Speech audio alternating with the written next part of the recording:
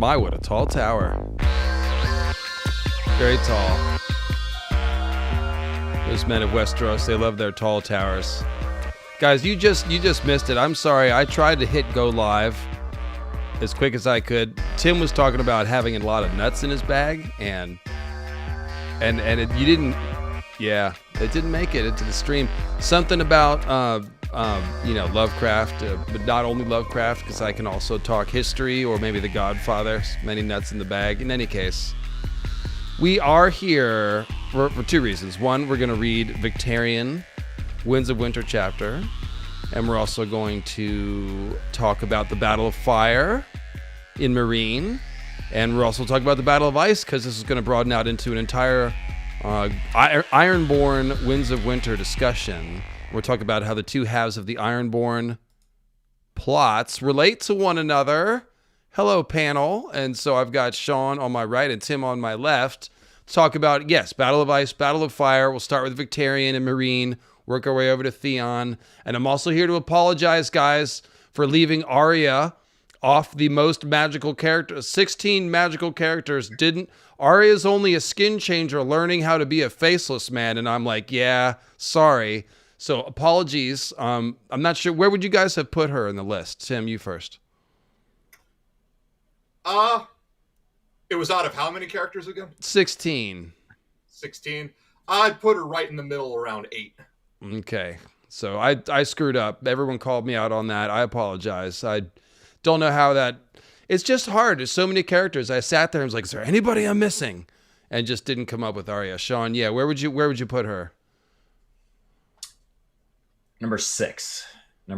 But then, we have to have a debate about whether, being inherently magical versus, like learning spells and how much of that is, wizard versus sorcerer debate, reading the books versus inherent magic.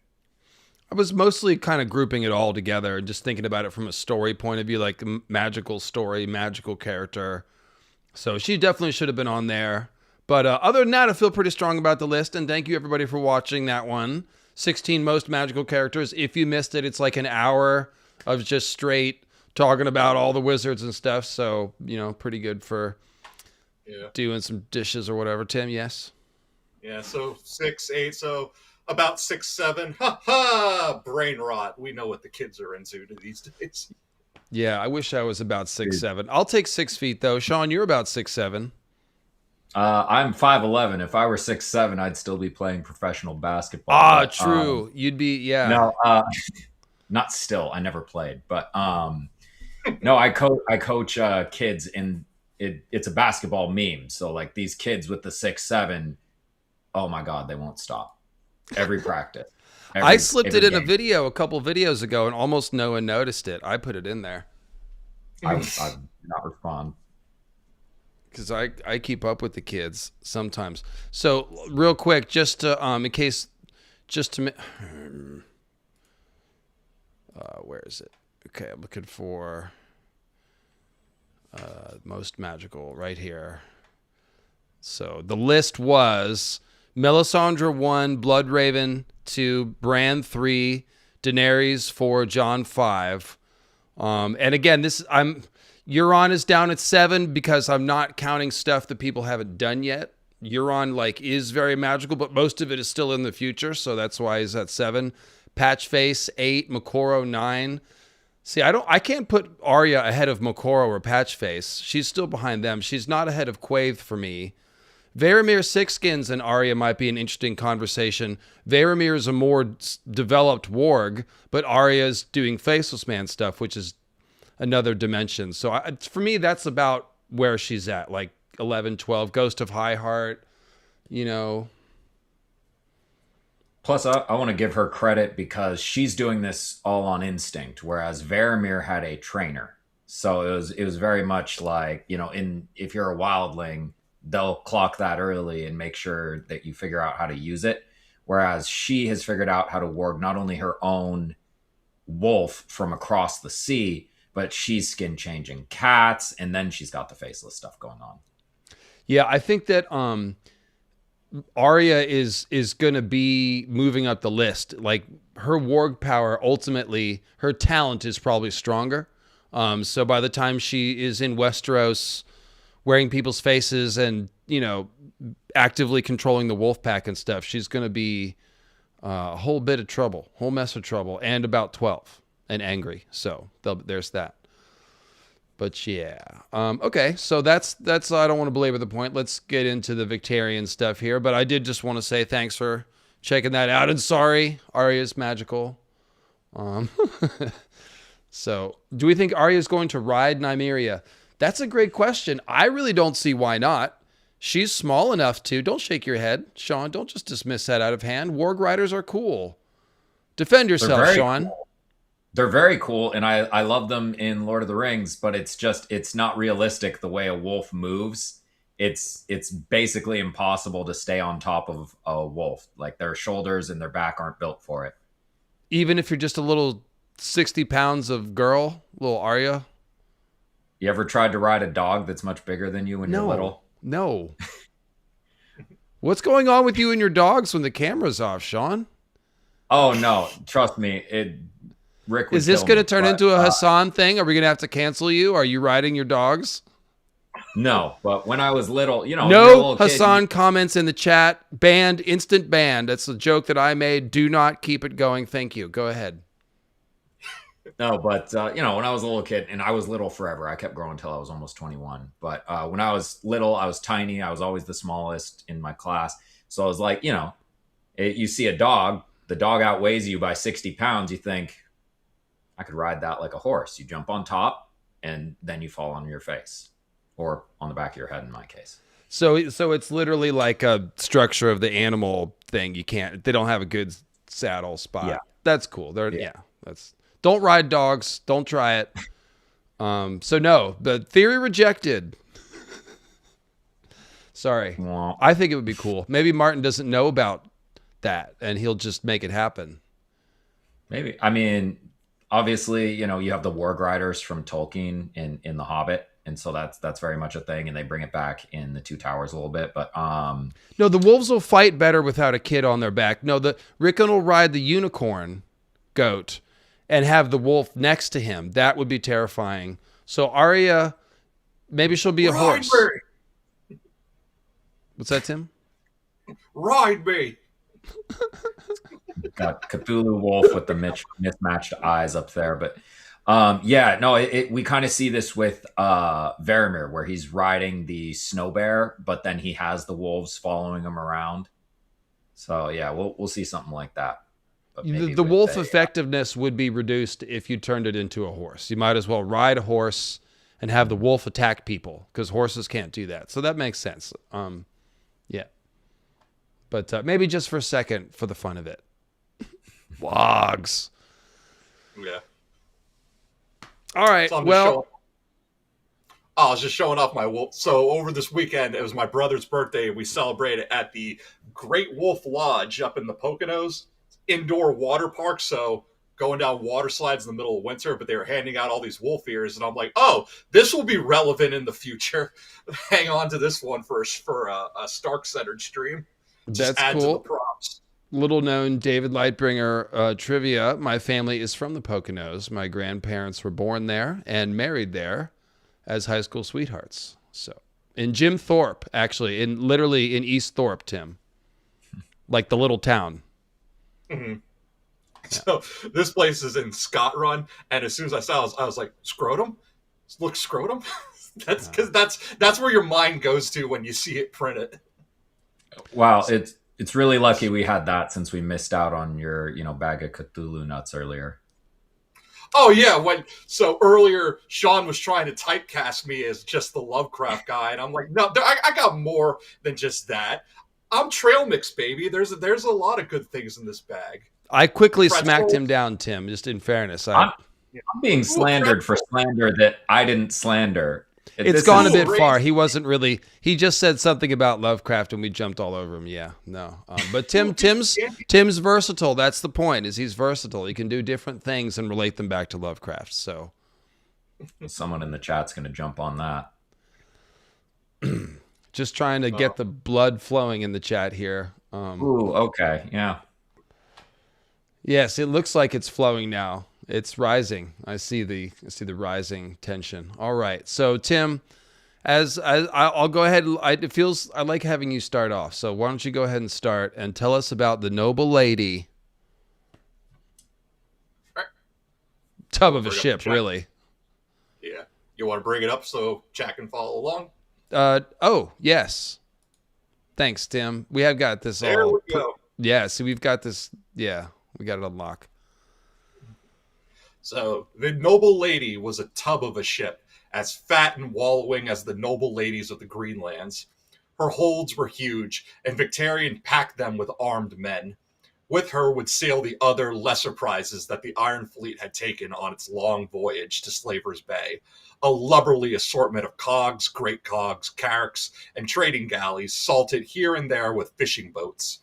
It was a fleet both fat and feeble, promising much in the way of wool and wines and other trade goods, and little in the way of danger.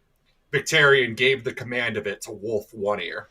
So I would just like to stop and ask the question: did Martin just coin that term, a lubberly assortment, like landlubber? So it's saying like, oh, bunch of landlubber stuff.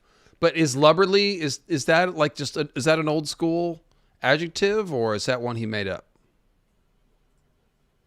I couldn't tell you, but it is, it's clearly lubber is, lover, right? And but then it has its own implications once it takes off on it eventually just became a completely separate nautical term that has nothing to do with lover. But yeah, it's I can't tell you if he made it up, but we all know what it means. It's a real word. So, yeah, I just looked it up. It means big and clumsy, but informally, as far as sailor talk goes, characteristic of a landlubber, which means unseamanlike. And for Victarion, it's not that it's unseamanlike, it's more that it's not ironborn, because as he said, fat and feeble, this looks like a more of a trading galley than a fleet of warships. Yeah, and that's sissy stuff, as we know. That's sissy stuff, exactly. These are sissy ships. Very particular views on what makes someone masculine. Indeed. Toxic masculinity distilled. Not even. He's just a pirate. So Hollerot Slaughter says, "Oh, to be tucked away on a wooden galleon amongst a lubberly assortment of cargo." It does sound like a story.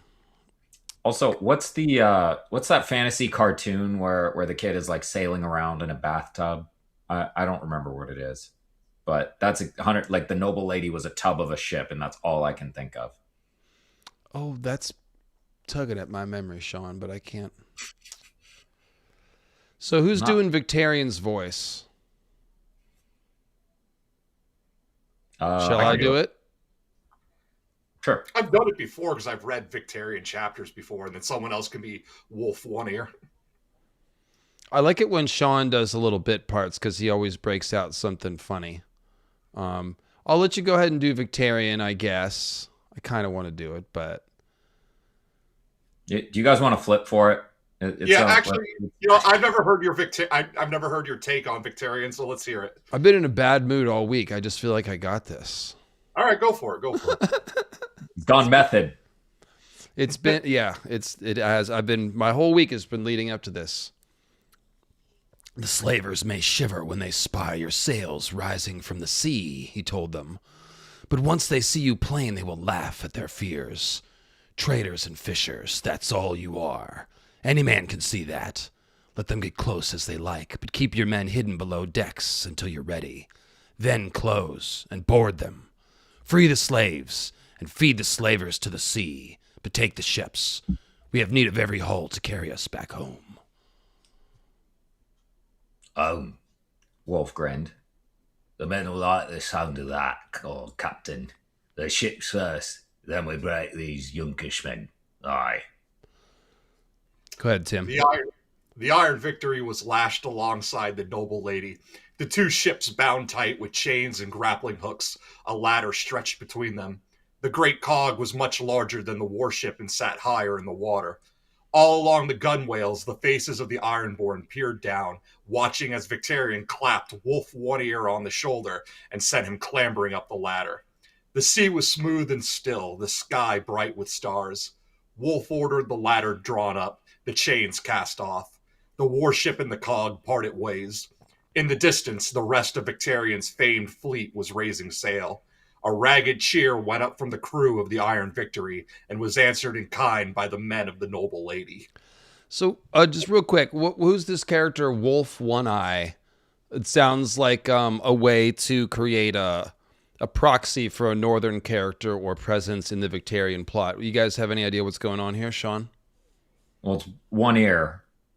But yeah, it's right. I think there are kind of a Odin framing with one body part and the wolf.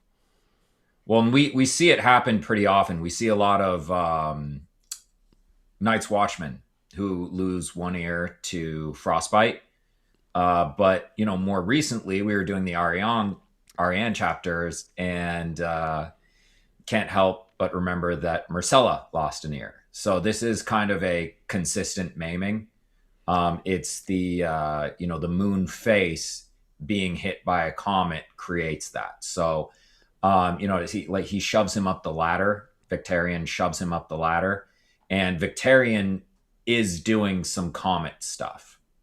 One of the big things is he's got the red hand, right? Mm-hmm. It's on the wrong hand. You have the red right hand. His is on the left. It's the shield hand, which anytime you see that, the right hand is Morningstar, the left hand is Evenstar. So you know that he's doing some Evenstar stuff. It's some underworld stuff. And so, him, what did he clap him? Yeah, clapped Wolf one ear on the shoulder and sent him clamoring up the ladder. And then they talk about how there's stars in the sky, the ladder's drawn up. So it really does remind us of like the fiery ladder in Karth, or Drogo's bonfire that carries his spirit up to the stars. It feels like that kind of a framing. Well, and one thing to remember is that the morning star is ascending, the even star is descending. So anytime the moon meteors come down, that's going to be even star type stuff going on. So he claps him on the shoulder. We always see the thunderclap language applied to the breaking of the arm of Dorn. So when you hit someone in the shoulder, break the arm of Dorn, clap him on the shoulder. That's what we're seeing right now. We're pantomiming it. And of course, we immediately go up and look at the stars. Ladder drawn up, the chains cast off, the warship and the cog. It's almost like the moon sailing away from the earth or something. Yeah, well, something that you brought up. The noble lady. Oh, the noble lady would be the moon, wouldn't it? Yeah. Also, it would also be Virgo. It's going to double as both. Okay. We see all the Nissa sacrificed maiden stuff sort of tied to Virgo, and then Martin's got the moon maid constellation, which may be Virgo actually. Yeah. Yes. They're interchangeable as far as symbolism, and sorry, I completely lost my train of thought there, but you were going to skip on to the next thing, and I just had to slow you down so we could, this is the thing I always coach you on. Like you drop one pearl of wisdom and then move on to the next one. It's like, wait, what did you just say? That was brilliant. We need time to digest it. Oh, for sure. I was still on this subject. I was just bringing up back in your podcast days. This is one of the early things that you drew attention to, is that the night sky, space, etc. It's always treated like a sea. It's always treated like a primordial sea. It's always treated as reflecting the ocean. Right. So when you're navigating by stars, you're like, it's like a type of sailing. So when they show that you're reflecting that, what we're showing is the movement of a heavenly body through the stars. So this noble lady, Virgo, we're moving Iron Victory. We should see each one of these as like various celestial bodies that are moving around to the backdrop of constellations. And now we're naming constellations. And it even says the sea was smooth and still. So there is a mirror effect happening in the scene that we should picture.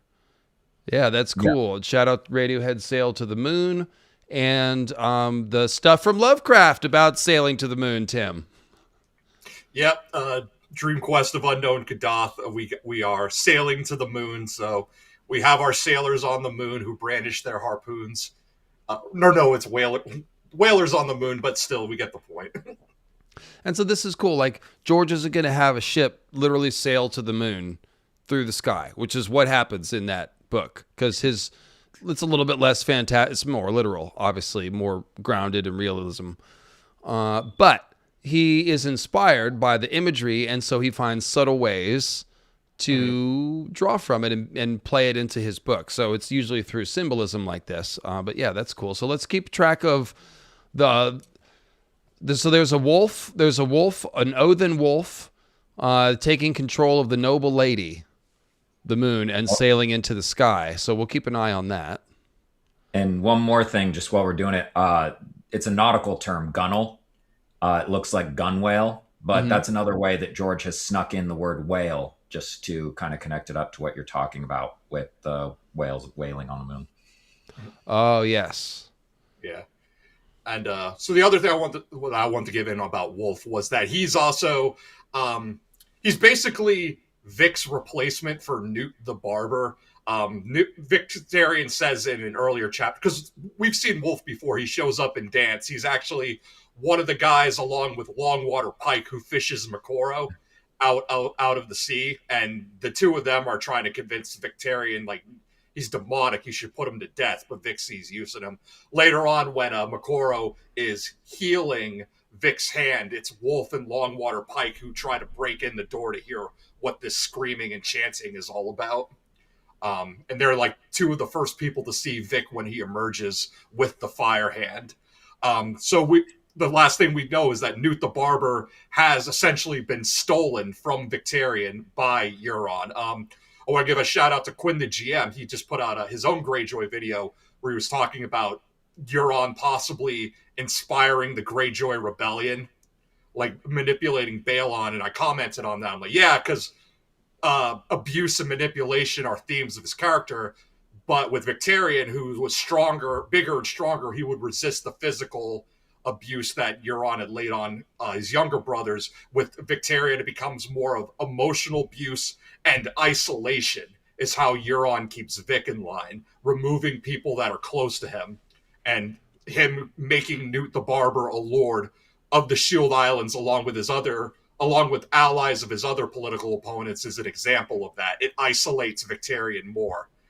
We also know that Victarion has a problem with laughter. Like, if he hears people laughing and he doesn't know what the joke is, he assumes everyone's laughing at him, which is probably another complex that Euron gave him. It's very dumb Lannister coded. What do you mean, dumb Lannister? One of the big themes of Tywin is that he hates laughter. He doesn't laugh himself. Tyrion inherits that. He's constantly reacting when people laugh at him. He hates it. He remembers their names to get revenge, stuff like that. Jaime basically can't avoid it, being talked about behind his back, being laughed at and all that. So he's just become very glib all the time. But Cersei also hates laughter. It's a huge thing with the Lannisters. No, Cersei is totally chill about that. What are you talking about? Yeah. Anyway, they all hate it, right? And they're not as dumb as Victarion, but he's treating it the same way. It's not like, oh, the honor of our house is affected the way that Tywin.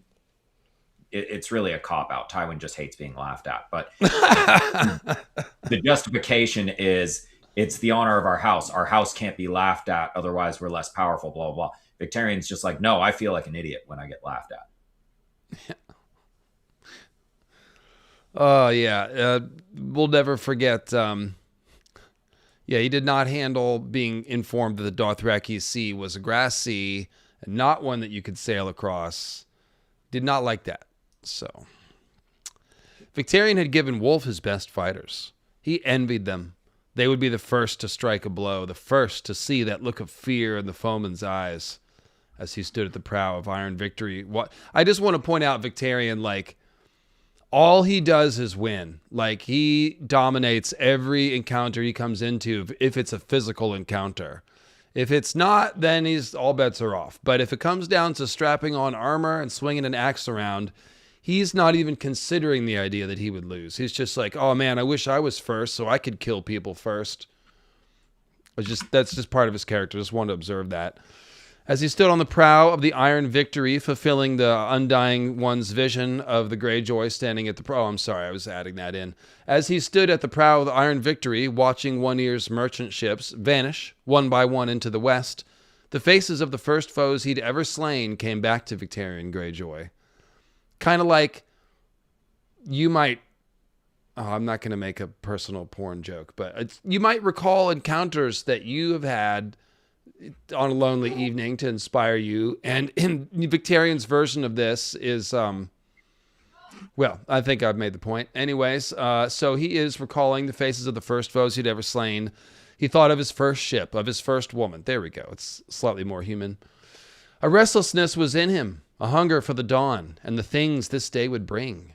Death or glory. I will drink my fill of both today. The sea stone chair should have been his when Balin died, but his brother Euron had stolen it from him, just as he had stolen his wife many years before. He stole her and he soiled her, but he left it for me to slay her. So there's, we should unpack that. Sean, go ahead. A lot of things to unpack. First off, watching these merchant ships vanish one by one into the west, just like the sun, the morning star, even star cycle, the even star sets in the west, right? So we see the clap the shoulder, break the arm of Dorne. We see the comet come down, and the comet is, in this case, going to be like the even star instead of the morning star. So it comes down in the west. And then he's remembering the faces of the first foes he'd ever slain, because what did the comets become? We had the meteor shower, and then we had, basically a bunch of analogous warriors come up out of it. So he's talking about fighting. He's talking about this whole war. And then he moves on to talk about his wife being stolen, his wife having sex with Euron, whether it was consensual or not. Mm-hmm. He stole her, sounds very wildling, which we are going to see a lot in this chapter, but we see a lot with Ironborn period. He soiled her, but he left it for me to slay her. So we're getting both halves of the Azor Ahai Nissa Nissa equation. We get the half where Azor Ahai kills Nissa Nissa, and we get the half where Azor Ahai sleeps with Nissa Nissa, where it's and there's also the defilement of the Weirwood net here too. Right. So we're really getting the whole story, but it is divided into two different personalities, Euron and Victarion. And one of the ways in which these guys are archetypally distinct is that Euron is the ice moon figure, and he has the linguistic connection to Europa. Mm-hmm. Victarion is the fire moon character, very obvious when you see he gets the red hand. Mm-hmm. And that is displayed in the fact that he has Io in his name. Vic, Tar, Io. Mm. And so look at that right there. Fire moon. And Tar means either tree or across the water, because it's the prefix to the kings of Numenor. So that was shoved in there very purposefully. So anytime we start hearing about Victarion talking about trees, or even just the mast of his ship, we should be thinking about the white tree of Gondor. We should be thinking about the white tree of Numenor before it was Gondor. And just kind of how that evolution went, Numenor's fall, because the rot of Numenor is a big theme with the Ironborn. A lot of Tolkien connections there. Interesting. And then people in the chat were saying that even just the ships vanishing one by one into the west is reminiscent of Lord of the Rings, where the ships sailed either to Numenor or all the way to where the gods live. What's that place called? Valinor. But specifically Tyrion. Anyway, also Steerpike Sister is mentioning tar is an old word for sailor. So it's multiple levels as usual.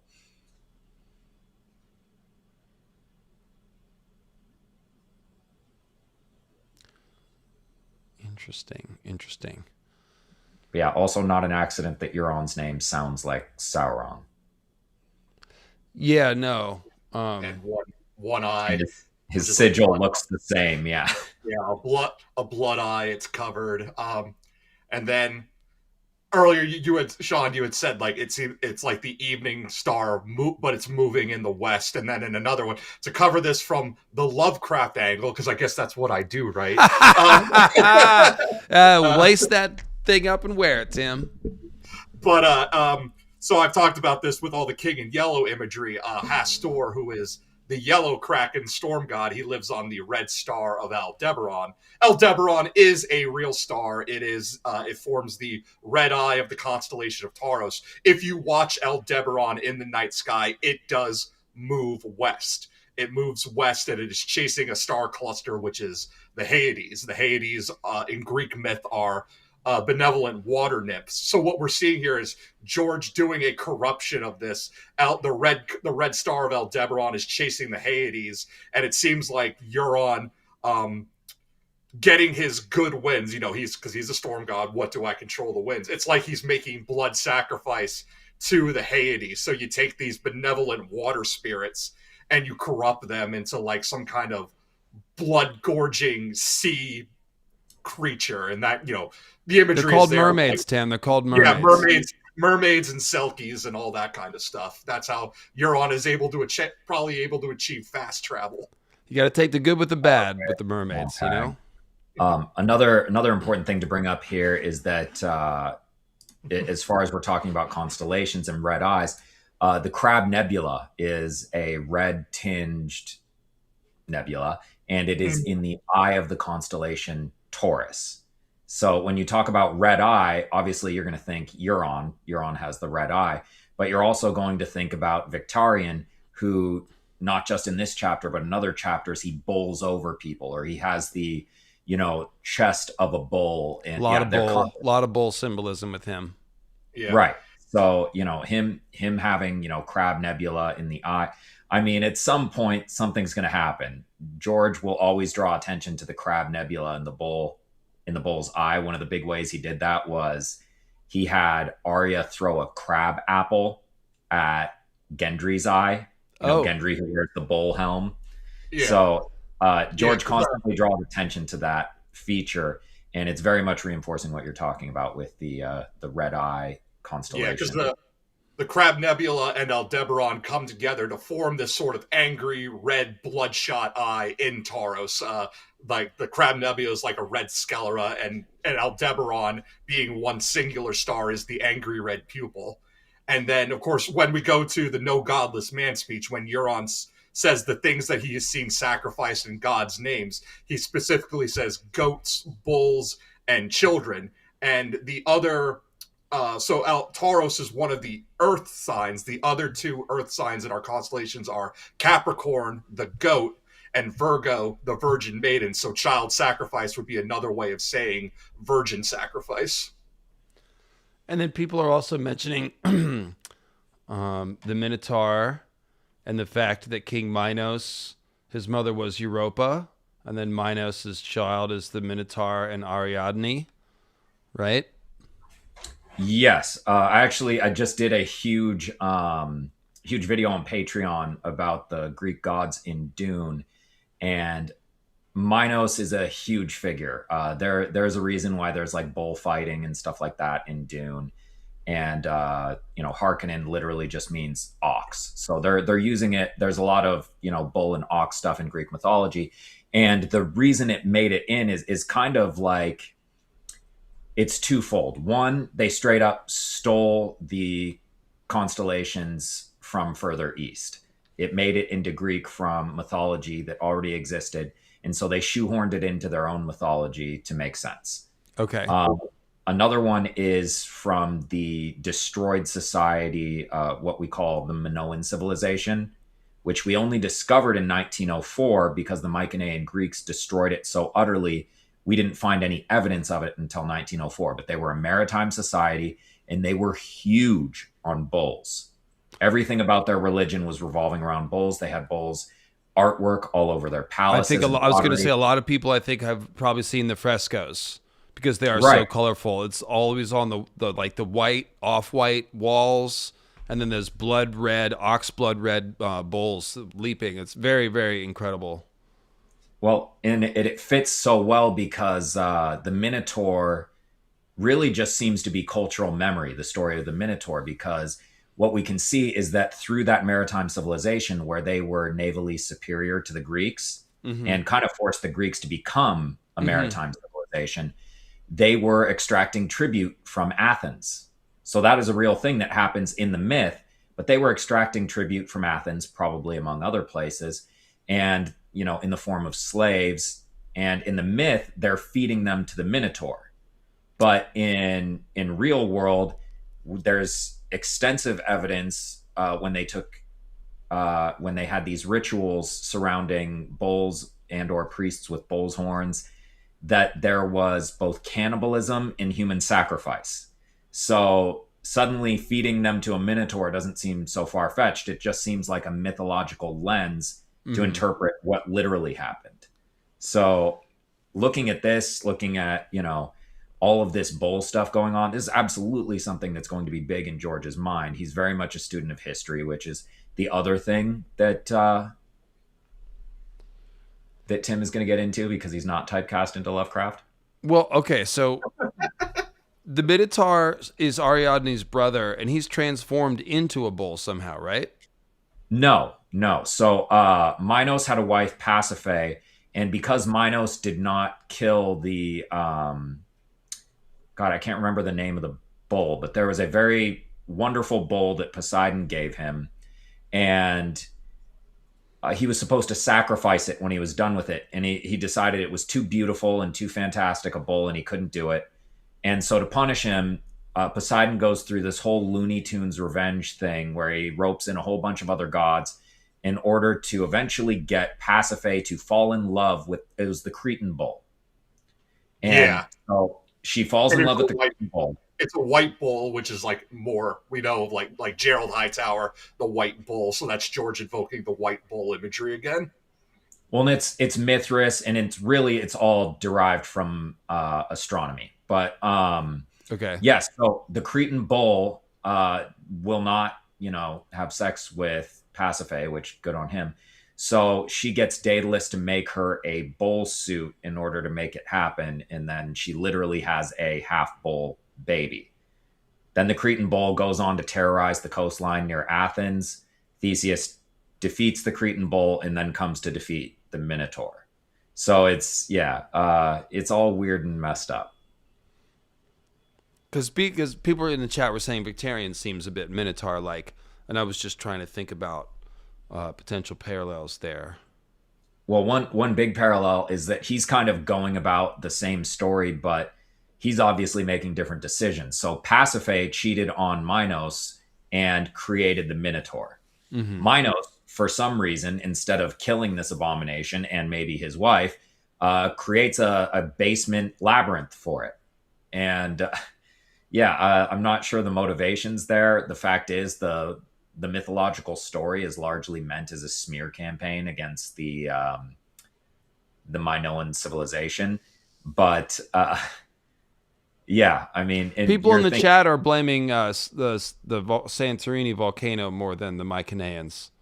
That was definitely also a thing, but it was also definitely a thing that the Mycenaeans became an extremely warlike society in response to the Minoan civilization, to the point where eventually they had too large a standing army and not enough of a functioning economy. They had to go try to loot Troy in order to stay afloat economically. And it took 10 years, and they basically spent more money and effort looting Troy and defeating it than they gained. And that's why largely Mycenaean civilization collapsed. So both elements are there. The Santorini eruption was definitely a thing as well. And it's something that gets referenced in Greek mythology too. Yeah. As to your question though, like why didn't Minos just kill the Minotaur? Why did he imprison it? It seems like the reason why for that is because the Minotaur itself was already a punishment sent from Poseidon from him screwing up the first time by not sacrificing the white bull. So he probably had in his mind, well, if I kill this thing, Poseidon's just gonna do something even worse to punish me again. So now I have to live with it. This is the symbol of my punishment. Yeah, the Minotaur starts to become kind of sympathetic when you think about it as like a monster child locked in the basement. Yeah. It ends up well, and you know who they based a pretty major character on the Minotaur is in Goonies. Chunk. Sloth. Oh, I haven't seen Goonies in a long time. Yeah, so they kept their brother in the basement, and he was kind of deformed, but he was really big and strong, and he ends up helping the Goonies instead of the crime family that he comes from, and he ends up yeah, Oh, it was so a whole he becomes Ariadne then by helping. kind of yeah. Well, I mean there are a lot of Ariadne figures that I went through in Dune because of this, but George is doing it too, and Ariane's one of the Ariadne figures. They talk about how the Shadow City in Sunspear has a great labyrinth and all that from possibly the maze makers and all that. But yeah, there are connections there. I got to go to the bathroom real quick. Sorry. All right. Well, that was a nice little detour. I think the chat was into it. So let's go ahead and get back into this with Victarion here. All that was done and gone now, though. Victarion would have his due at last. That's right. Victarion's got a plan, folks. I have the horn, and soon I will have the woman. A woman lovelier than the wife he made me kill. Oh, yeah, that was the other thing I meant to unpack is Victarion just repeatedly blaming Euron for the fact that he himself murdered his wife. Like, that is on you, actually. You did that. Yeah, we've talked about this before. The toxicity of Ironborn culture, where Victarion essentially did an honor killing, whether or not Euron assaulted his wife or seduced her. The point is, like, he still felt that this was a disgrace against him, and in his mind, because of the culture he was raised in, where kinslaying is a taboo, then the next course of action is, well, I have to kill her. She made a fool of me, and I can't kill my brother, so this has to be done. Yeah, it's definitely one of those things we're supposed to notice. And it's more things to add to Victarion's complex about the whole, they put horns on me, and it adds to that complex of, if someone's laughing, they're laughing at me because of things like this. Yep, that's true.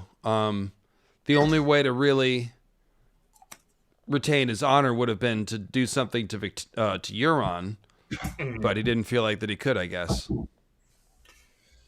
Nah, because he did in his inner monologue. He did complain pretty heavily about, or he talked pretty heavily about kinslaying and how wrong it would be, and even he wouldn't go that far. Yeah, well, so actually, Orange Tabby, it's not blaming the woman. He's blaming Euron.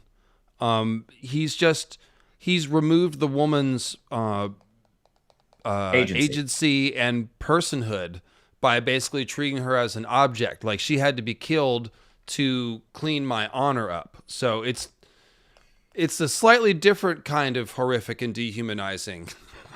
But yeah. Because, let's be real, if it weren't for the taboo of kinslaying, Vic would kill Euron. Vic probably would have killed Euron a long time ago if it weren't for the taboo of kinslaying. But the best he could hope for because of that taboo was just what Balin instituted, which was Euron's banishment. And, of course, what does Euron do after he is banished? The last thing Vic remembers is him laughing. He's laughing at Victarion as he sails away. It's also wild that, he's worried about kinslaying with Euron, but killing his wife doesn't count as kinslaying. And Euron is the one who's punished, not Victarion, for murder in a sexual act that may or may not have been willing. And I guess that raises, because it was a salt wife, so I don't know if this is like, if she had been a rock wife, if that would have been considered any different, or if it still would have been, or if he still would have had to kill. In his mind, thought he would have had to kill her either way.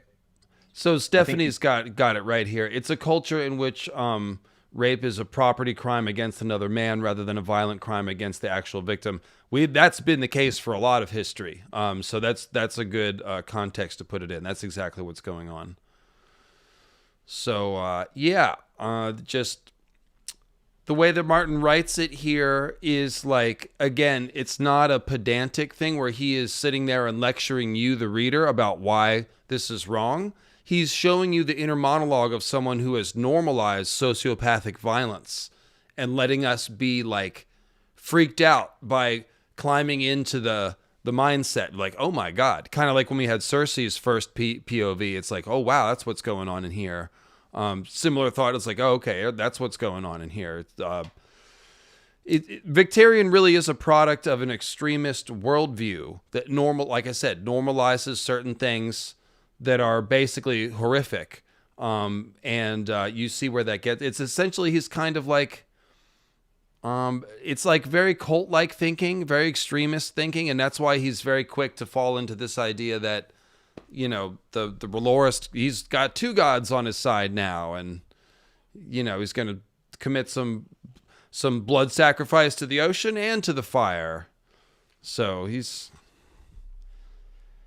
just a really warped thinker. Warped thinking. It's warped by his worldview, and then it's warped by this trauma, you know, of his life, I guess. Yeah. So, but then also there's some Dany will blow the horn clues here. I have the horn, and soon I'll have the woman. The woman is Dany, and Dany.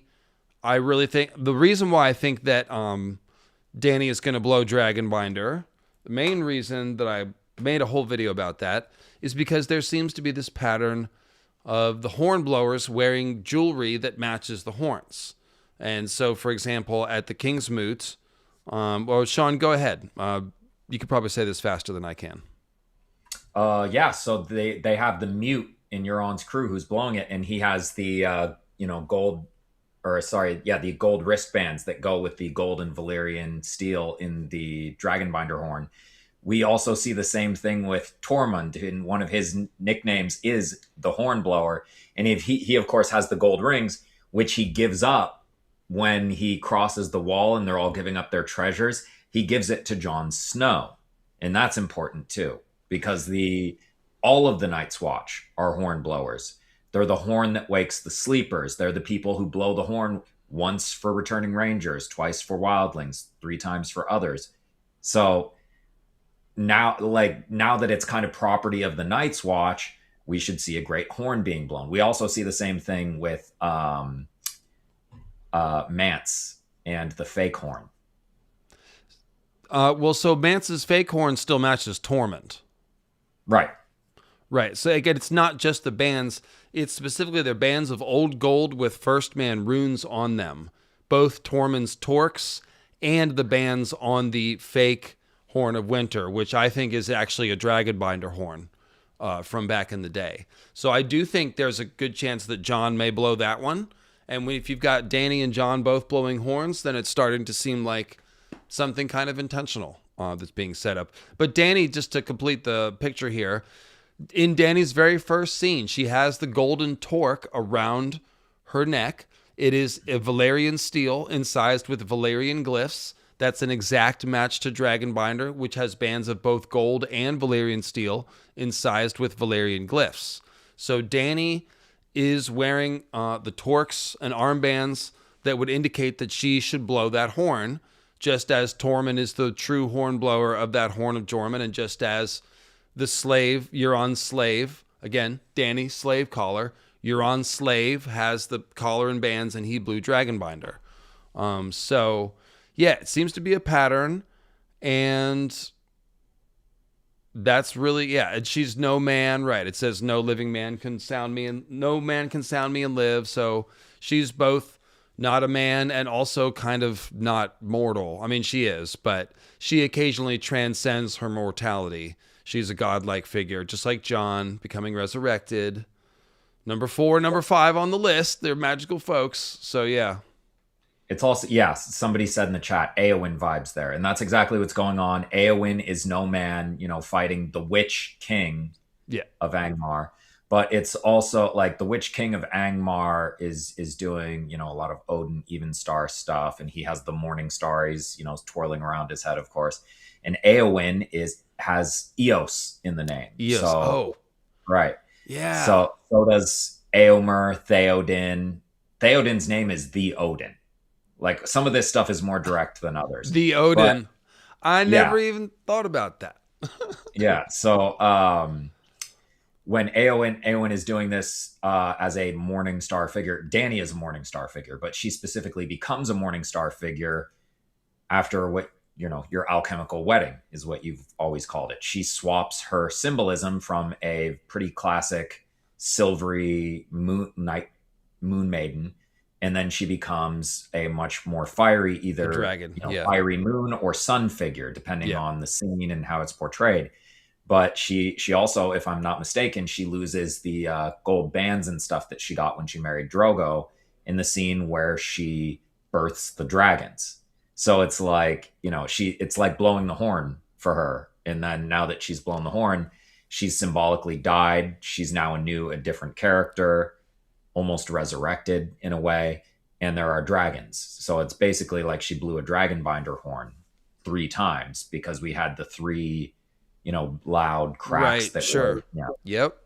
I didn't notice when she lost the bands. Did they say that she took them off, or? I think she took them off before she got into the fire, but I'm not 100% on that. You wouldn't want to go into the fire with steel bands around your neck or arms. That would be bad. The other thing that Dany having the torque does is it turns her into the horn. That's kind of the idea. It's like she's wearing the horn bands just like the horn is banded. So she is like the horn. And why does that make sense? Because Dany is Nissa Nissa, and she makes the cry. Nissa Nissa makes the cry of agony and ecstasy that breaks the moon. And so we got the horns.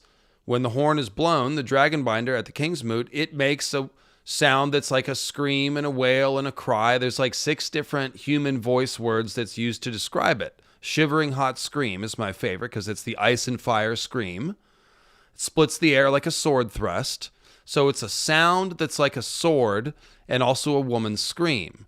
Nissa Nissa's cry broke the moon, but really it was a comet sword that broke the moon. So those ideas are being tied together. And then you have Widow's Wail, which is a Valyrian steel sword named after a woman's cry. So it's this circle of symbolism between Nissa Nissa, the moon meteor swords and comets, and this terrible sound. And so Dany being encased in these bands makes her like the horn and like Nissa Nissa. So I think that when she blows the horn, this could be something that triggers, if Euron can trick her into blowing it somehow, either in Slaver's Bay or back in Westeros, that may be something that helps set off the Long Night. I'm really not sure. Maybe she'll blow the horn, and that will have something to do with the Viserion thing. I am not sure in what context Dany will blow the horn. I've just sort of identified those clues. So, Tim, let me kick it to you. What are your thoughts on Dragonbinder? Who's going to blow it? And the idea of Dany blowing it? Yeah. I do think Victarion is going to blow it. We're about to get to this scene. He has a plan, but I think somewhere along the lines, Euron's going to grab it. Like we've seen in the earlier chapters with Victarion, that horn is calling out to him. I always think of there's this Beavis and Butthead scene where they're in woodshop and Beavis is staring at the saw blade, and it's like, oh, and then he just sticks his finger in it, and I'm like, yeah, that's Victarion. The chainsaw, that saw blade is the dragon horn, and it's gonna happen. Victarion's gonna give it a toot, but we know like it's not gonna work in Victarion's favor. Euron has probably done some kind of prerequisite stuff for this, and Makoro himself is more or less selectively translating those glyphs on there. So, well, that's a good question, Tim. Actually, what is? I don't think that Makoro's in league with Euron. Do you think so? No. I think Makoro. I think Makoro is supposed to be the foil to Melisandre. Melisandre right now thinks that Stannis is Azor Ahai Reborn, but is most likely going to pivot to see Jon as Azor Ahai Reborn. But we also know Dany is our other big contender. Jon being the ice, Dany representing the fire. I do think Makoro and Benero are championing Dany, and Makoro is using Victarion as a tool. He's a means to an end. The way Makoro, especially the way Makoro described Euron, one big black eye with tentacles on a pool of blood, he would view Euron as a servant of the Great Other. Euron already has all of the other symbolism with the pale skin, the blue lips, the mismatched black and blue eyes. So my question basically gets down to, if I think that what's going to happen when Victarion blows the horn is that is going to stuff his spirit into Viserion, because I think that's what the Dragonbinder horns are for, stuffing spirits inside of bodies to create the dragon bonds. There's a bunch of reasons why I think that. Check out the video. But so that's why I'm thinking, it's like, does Makoro, if he's trying to help trick Victarion into blowing the horn, the end result of that will be, I think, helping Euron get a dragon. And so if Makoro's not in league with Euron, then he shouldn't be trying to get Victarion to blow the horn. So that's why I was saying I'm just not sure what Makoro's agenda is. It does make sense if he's sent by the Red Temple that he's trying, ultimately his goal is Dany and whatever's good for Dany or helps Dany. But Victarion blowing the horn, I can't really see any scenario in which that helps Daenerys. Like, no matter what it does. I can't necessarily draw, or give any clarity to that, but two things that I do want to draw attention to. First off, the horn is a phallic symbol. So when we talk about the armbands are circular. They're what a phallus goes into. So that's how we're creating the Azor Ahai Nissa Nissa dynamic here. And, when you say that a horn is for making a person's soul go into a dragon, that's a dragon being birthed from this, symbolic sexual union. And it's more intensified. And I think you have to look at the character of Aerion Brightflame. Aerion Brightflame's entire name is in Victarion. So when we talk about Aerion Brightflame, he drank wildfire thinking that it would turn him into a dragon. So instead it burned him from the inside out. What do we know about this dragon horn? It burns you from the inside out. And it's, essentially to shackle dragons, supposedly.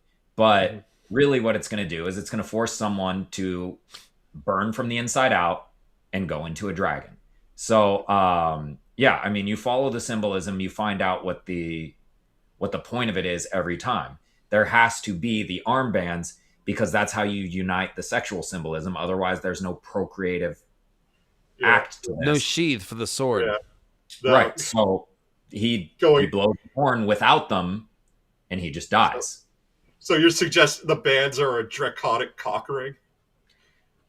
More like a symbolic vagina.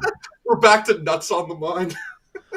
No, you More went like beyond, Tim. That was vagina. beyond. But they're necessary, and They're necessary. If Victarion is tugging his own horn here, then it's not going to work right.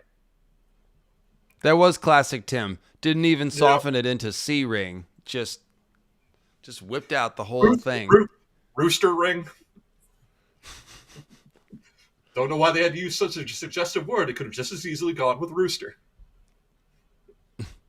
A lot of times I end these streams and I immediately think, oh, I forgot to summarize it up and say the important. Like last week we did, will Arion marry Fagon? We never answered the question, will Arion marry Fagon? And I think I'm going to blame Tim. It's because by the end of these streams, my brain is just fried from all of Tim's little remarks like that. I can't even concentrate here. Well, and you know why it's called a, we're talking about rooster rings. You know why it's called a, COCK is because both of them wake up with the dawn.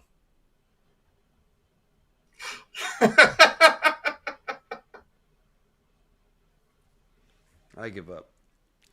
I'm not even joking. Like a rooster, I know you're not. Waking you up in the morning, like that's the it's a morning star symbol, it's a Eos dawn symbol, it's all the things. Norwegian wood, knowing she would. No, it's why in Peter Pan, and not just the adaptations but the books, it's why he crows like a rooster.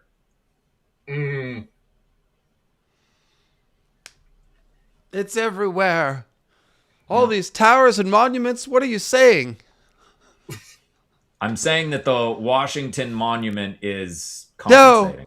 it's discolored 2/3 of the way up. What does that mean? Is that should I it see a means it's doctor American. if it's discolored? It means you turned your hoodie into a turtleneck.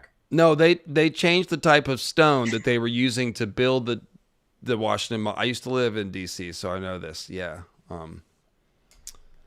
just a different kind of stone, guys. Somebody, so it was a great comment up here. Where was it? Yeah, did Aegon have a Valyrian steel sea ring banded with Valyrian glyphs? Well, we can't know that. Now that the idea is out there, it's very possible. We cannot say for sure. Yeah. What other kind of rings are the Maesters forging? Oh God, you guys better not be wearing these out of gold. This is brutal. But I mean, that is you Just take it off Tormund before you walk talking into the fire, Sean. That's the main thing. Gets hot in there. Okay, I give up. I'm just. Yeah, why not, Tim? Why not read some more of the chapter? What could go wrong? I guess you got Vic, he got Wolf, so I guess I'll take Pike. Captain. It is made of a Klingon. The voice belonged to Longwater Pike. The oarsmen await your pleasure. 3 of them, and strong ones. Send them to my cabin. I want the priest as well. The oarsmen were all big. One was a boy, one a brute, and one a bastard's bastard. The boy had been rowing for less than a year, the brute for 20. They had names, but Victarion did not know them. One had come from Lamentation, one from Sparrowhawk, and the other from Spider-Kiss. He could not be expected to know the names of every thrall who had ever pulled an oar in the Iron Fleet. "Show them the horn," he commanded, when the 3 had been ushered into his cabin. Makoro brought it forth, and the dusky woman lifted up a lantern to give them all a look. In the shifting lantern light, the hellhorn seemed to writhe and turn in the priest's hands like a serpent fighting to escape. Makoro was a man of monstrous size, big-bellied, broad-shouldered, towering, but even in his grasp, the horn looked huge. So, this is Crone's lantern here. Dusky woman. This is a moon thing. There's it ties back into some of the names of the courtesans in Bravos. There's a Moon Pearl and Moon Shadow and all these things. So yeah, this is the Dusky Woman lifting up Crone's lantern so we can all see the comet or something. Sean, you have further thoughts?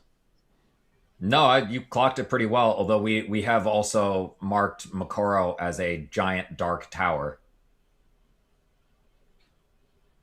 Sure. Yep. Towering. It's right there. Yeah. Smoking on the best weed. Okay, Even in his so grasp, Yeah, this is, and Horn with the looks lantern light, like we literally are hanging a lampshade on it, all this paragraph. well, and the crone opens the door of death so the first ravens can enter the world. That means the crone is kind of like an underworld goddess, and she can allow things from the underworld to come back into the land of the living. And that's where the dragons come from. So if you notice on Dragonstone, when Stannis is doing his ritual, one of the first lines in the chapter, Davos notices the stone dragons on the battlements stirring as if through a veil of tears because of all the heat and smoke and stuff. So like this is when you're giving life to a dragon, you're reaching into through the door of death and you're bringing something from the underworld into the land of the living. And we see this over and over with all the dragon skulls being under the Red Keep, these dragon underworlds, the alchemists, caverns under King's Landing. There's just always dragon underworlds. And so the crone lifting up the lantern here, she's opening that door. And it's similar to the idea of the comet being this wanderer from far places with a Lovecraftian space demon entity. Like all this is stuff that does not belong in the land of the living it's entering. And so it's a serpent fighting to escape. It's bound, it's confined in the steel bands right now, but it's going to escape. The chaos is going to escape. So you can sort of see the themes that are tying together, like the astronomy, the dragons, like the crone, the idea of zombies and things that are dead coming back to life. This is all of a piece here. Also, because your opener is the high tower, I think that's what's being portrayed here. So when we look at, in ancient times before the high tower had the big white tower, the base of it was made of the black fused stone. Mm-hmm. So, and back then, rather than being, hugely tall and a landmark because of that, it would have been the width would have been notable as well because it was something that that dragons roosted on. So what we have here is Makoro, who is twice as wide as a normal man should be. The other time we hear him described, so he's kind of portraying the base of the high tower here, and in his grasp, the horn looked huge. So he's holding a dragon horn, which is symbolically here, it's just a male dragon. So we have a male dragon roosting on the base of the high tower like it did in ancient times. And we're looking out at three people who are basically, our archetypes. We have the boy, the brute, and there's I assume that the bastard's bastard. We're going to find out that he's on the older side. But graybeards and green boys, and the brute is going to be a stand-in for Victarion. He's going to be bull-coated. Okay. Well, let's keep reading and see how those three are depicted here. I'm filing away the Makoro high tower thing too. Obviously, some sort of dark tower. I think the dark tower is kind of like an archetype too. There's a shadow tower on the wall, and then there's the House of the Undying, where there is literally a shadow tower. Danny climbs it, but it doesn't really exist, right? Isn't the tower a thing in tarot too? Yes. Yeah. Thank you, Tim. We've talked about that a lot, so that's very relevant. It's got the people falling out of it, flying and falling from the tower. There's usually two of them. So we talked about Bran and Euron, the two people that George is sort of associating this tower, sort of, everything that goes with the tower. It's like your life falls apart in some way, but then it's also a lightning sort of catalyst towards something new. But it's very, very chaotic and traumatic. That's the short version. So, yeah, it seems like George, with Bran's dream of falling from the tower and then flying, and Euron is talking about, how do we know if we can fly unless we leap from some tall tower? Well, so, yeah, there's a crown on the top. It's struck by lightning, and the whole Winterfell tower is struck by lightning. Yeah, there's layers to it. Exactly. Well, we keep seeing this again and again because we have two major walls in Westeros. One of them is absurdly tall and white. The other is a lot shorter, run down, destroyed, and it's made of black stone, basalt. So that's the Moat Cailin. So we have the shorter, squat, black wall, and then we have the tall, icy white wall in the north. So we see a ton of castles like Blackhaven, the Night Fort, Castle Black. Like they are all, black tower coated. Dragonstone, Harrenhal. And the high tower is a big white tower built on top of a shorter, squat black tower. Well, and the Pale Stone Sword is another white tower that we get, and they're all analogous to, swords, whether we have the white sword Dawn or the black swords that are Valyrian steel. Very good. All right, so yeah, the Wolf's Den is a good example. The Black Fortress in the White City. There's always a black dragon thing underneath the white tower or tree object. That's like Bloodraven under the tree, the fortress under the high tower. It's in the Winterfell Godswood. The forest the forest floor is black with rotted leaves. So same idea. The black cells beneath the tower or the what's the White Sword Tower in King's Landing, or the Tower of the Hand. White Sword Tower is different than the Tower of the Hand. What were you saying about White Sword Tower? Well, it's below both of them, and they're both white towers, and we have the black cells below them. Remember, we were in the passages? Yeah. Yeah. And then chat's bringing up, John was born in the Tower of Joy, and Danny is born at... Was Danny born at Dragonstone or on the ship while fleeing? On Dragonstone while the storm was ripping the gargoyles off the walls. So she's born in a tower? Essentially, yeah. Yeah. Yep. Always a tower. Okay, so we'll keep an eye on the Dark Tower motif and see if it pops up again. Let's see. My brother found this thing in Valeria, Victarion told the thralls. Think how big the dragon must have been to bear two of these upon his head. bigger than Vagar or Meraxes, bigger than Balerion the Black Dread. I don't know if that checks out, by the way. I don't know if Victarion is really an expert on skull horn ratios. This horn is about 8 feet long. It would be a pretty big dragon that would have that kind of a horn on it, but I think Balerion could easily have horns that are bigger than 8 feet. I wouldn't know. And also, like, we don't even have any confirmation that he's ever been to King's Landing or somewhere that he would have seen a dragon horn. He hasn't traveled that much. That'd be Euron. Yeah, I don't think he hasn't been underneath the Red Keep to see Valerion's skull. How would he know? I'm trying to picture it. An 8-foot horn is pretty big. I mean, it's like most of the width of my room. So it'd be a pretty big dragon, but I don't know. We picture the dragons as being pretty friggin' big. Like Vagar on the show is huge. If Vagar had horns, I think they'd be more than 8 feet. So again, I'm going to say the Victarion is exaggerating here and has not seen a real dragon. But I guess it does help make the point that Mance Raider horn is not an Aurochs horn. John says, if that thing belonged to an Aurochs, that's the biggest Aurochs I've ever seen. Because, no. Oh, it's Big Blue from Paul Bunyan. That's the answer. Well, Victarion is superstitious and sailors tell tall tales. So, yeah, Victarion over-exaggerating is perfectly in line with both of those things.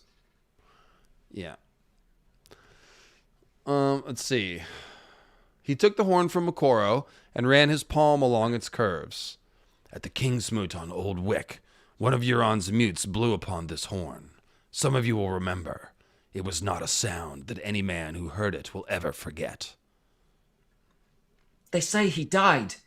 Imu blew the horn. Aye, the horn was smoking after. The mute had blisters on his lips, and the bird inked across his chest was bleeding. Which doesn't really make sense. It's just a tattoo. I don't know why the tattoo would bleed, but it was cool. Whatever. It was fresh and the saline solution. Yeah, always you got to take care of those tattoos, man. He died the next day. When they cut him open, his lungs were black. The horn is cursed, said the bastard's bastard. And you can see again, like the way he runs his hand across it. He's gonna stick his finger in that saw blade. I just know it. A dragon's horn from Valyria. Aye, it's cursed. I never said it wasn't. He brushed his hand across one of the red gold bands, and the ancient glyphs seemed to sing beneath his fingertips. Oh, Victarion. For half a heartbeat, he wanted nothing so much as to sound the horn himself. Euron was a fool to give me this. It is a precious thing and powerful.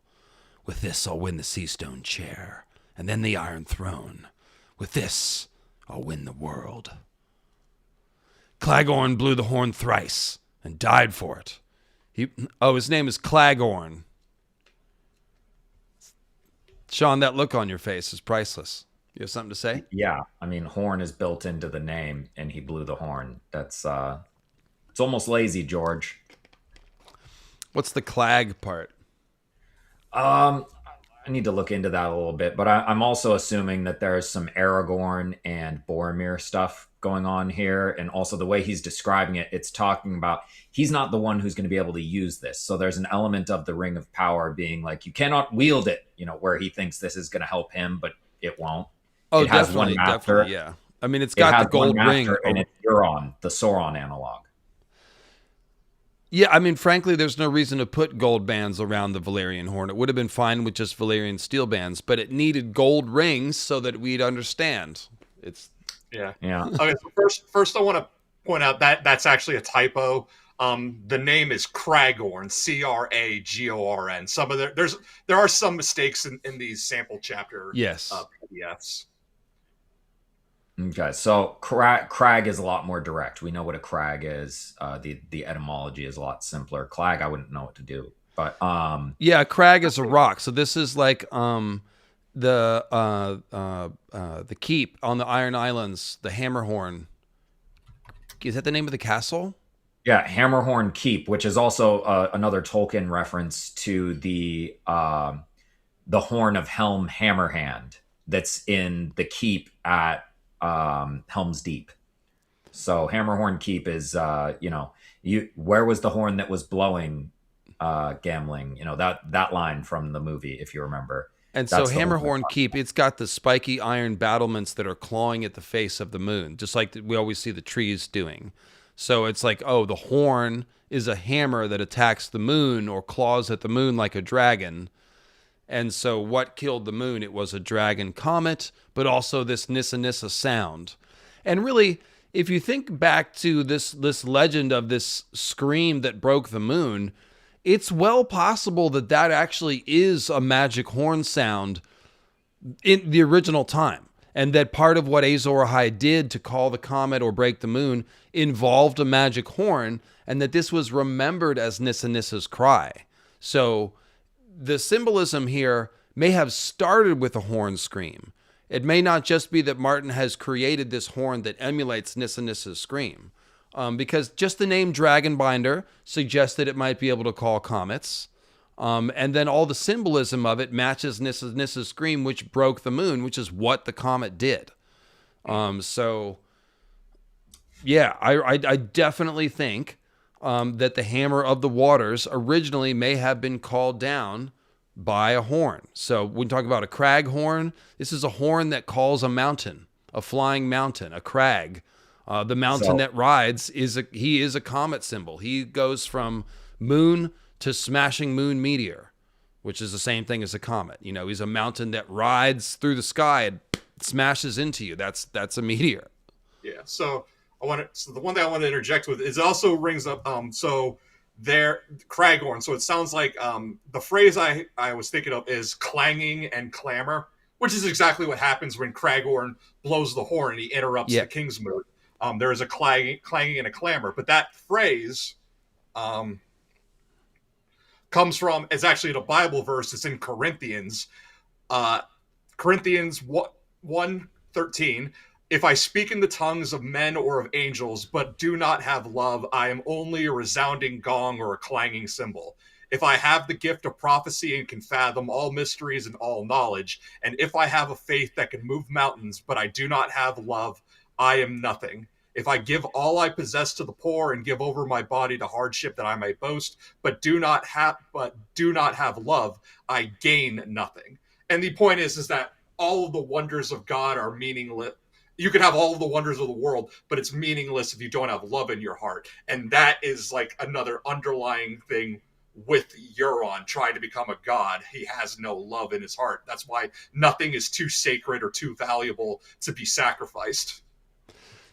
Tim, honestly, that's always been one of my favorite Bible verses. I was, as you guys know, raised very, very Christian. I have a lot of Bible verses crammed in my head. That is one of the best ones. It really is. And this is like the original book on virtue signaling. That's what he's talking about. It's like, oh, you gave all your money to the poor? Mm-hmm. Doesn't mean anything if you did it just to be righteous, quote unquote, and you don't actually have love in your heart. It's worthless. And I just like, how powerful is that in today's, this is virtue signaling is not a thing that's even on a political side. Like everybody, it's really in-group signaling, is really the better thing. It's like, oh, I have the correct beliefs. Other people recognize that I have these beliefs and let me join your group. And I am signaling that I hate the right people and like the right people. It's all signaling if it's not done from an ethical place. So yeah, that's absolutely sick Bible verse. Who was that spitting bars in that one? That's Corinthians, so that's Paul. Yeah. And if we go further, it's love never fails, but where there are prophecies, they will cease. Where there are tongues, they will be stilled. Where there is knowledge, it will pass away. For we know in part, and we prophesy in part, but when completeness comes, what is in part disappears. So it's kind of like saying, what is the point of all this stuff? It's to spread the most elemental idea of God, which is love. God is love. When you kindle love in your heart and kindle it in other people's heart, that is the most divine thing that we can do. So again, yeah, these are powerful verses. Some of my favorite. Corinthians kind of is full of bangers like that. So and Tim, you're right to connect it to George's commentary on power, like Euron and all these people, they are trying to get power, but why? You know? Well, going back to his name's Cragorn, right? You said that was a Cragorn. typo? Cragorn. Right. So Crag, it comes from the root car, CAR, or KAR, sorry. And it means hardened stone, but it's one of the other derivations of it. Car is used to mean collar. So it's actually a perfect name for this guy because, you know, we have the gold bands and Dany uses a collar to blow her horn, and that's the guy who blew the horn. So it's just another Interesting. What's the opposite of a phallic symbol? Sheath. A net. A receptacle. It's probably not the best but yeah, word. that's That was not any sexy. number of fun ways. Yanni. Okay, great. It's a Venus symbol. Let's say Venus symbol. Chalice. There we go. It's much better than receptacle. Great. Chalice. We'll go with chalice, but yeah, that's what it is. Crag is a chalice in this setting because it is a collar meant to portray that side of the sexual union. And so him blowing the horn, you know, putting a horn to his lips, you know, it's the same thing. So it's basically commentary on the sexuality here. One of the reasons why Victarion is going to fail is because he's not in touch with his feminine side. So when he's projecting all of this, you know, toxic masculine energy, and then he tries to basically be the feminine half in this equation, it's going to fail. So I will just point out the horn is a cool symbol. It actually does both masculine and feminine. Okay. So the pointy, stabby idea of the horn is the masculine aspect, but the cornucopia is the opposite. The funnel, the birthing. Okay. That is the feminine element. And so we see the horn is associated both with sacrifice, but then also creation. It's creating a dragon bond, or it's creating moon meteors, et cetera, et cetera. So it functions a lot. It all depends on which way you turn it, I guess. Because you know, you can use the horn to poke somebody, or you can stick your arm, your whole arm in there. Probably not your whole arm, but this stream has been not family friendly, I have to say. Yeah. I apologize. I don't know, for such a short chapter, though, we found a lot. Well, yeah, this is what happens when we try to milk half a chapter, is we get lots of milk. Yeah, you're going to milk the front horn? Victarion ran his hand along the curves of the horn.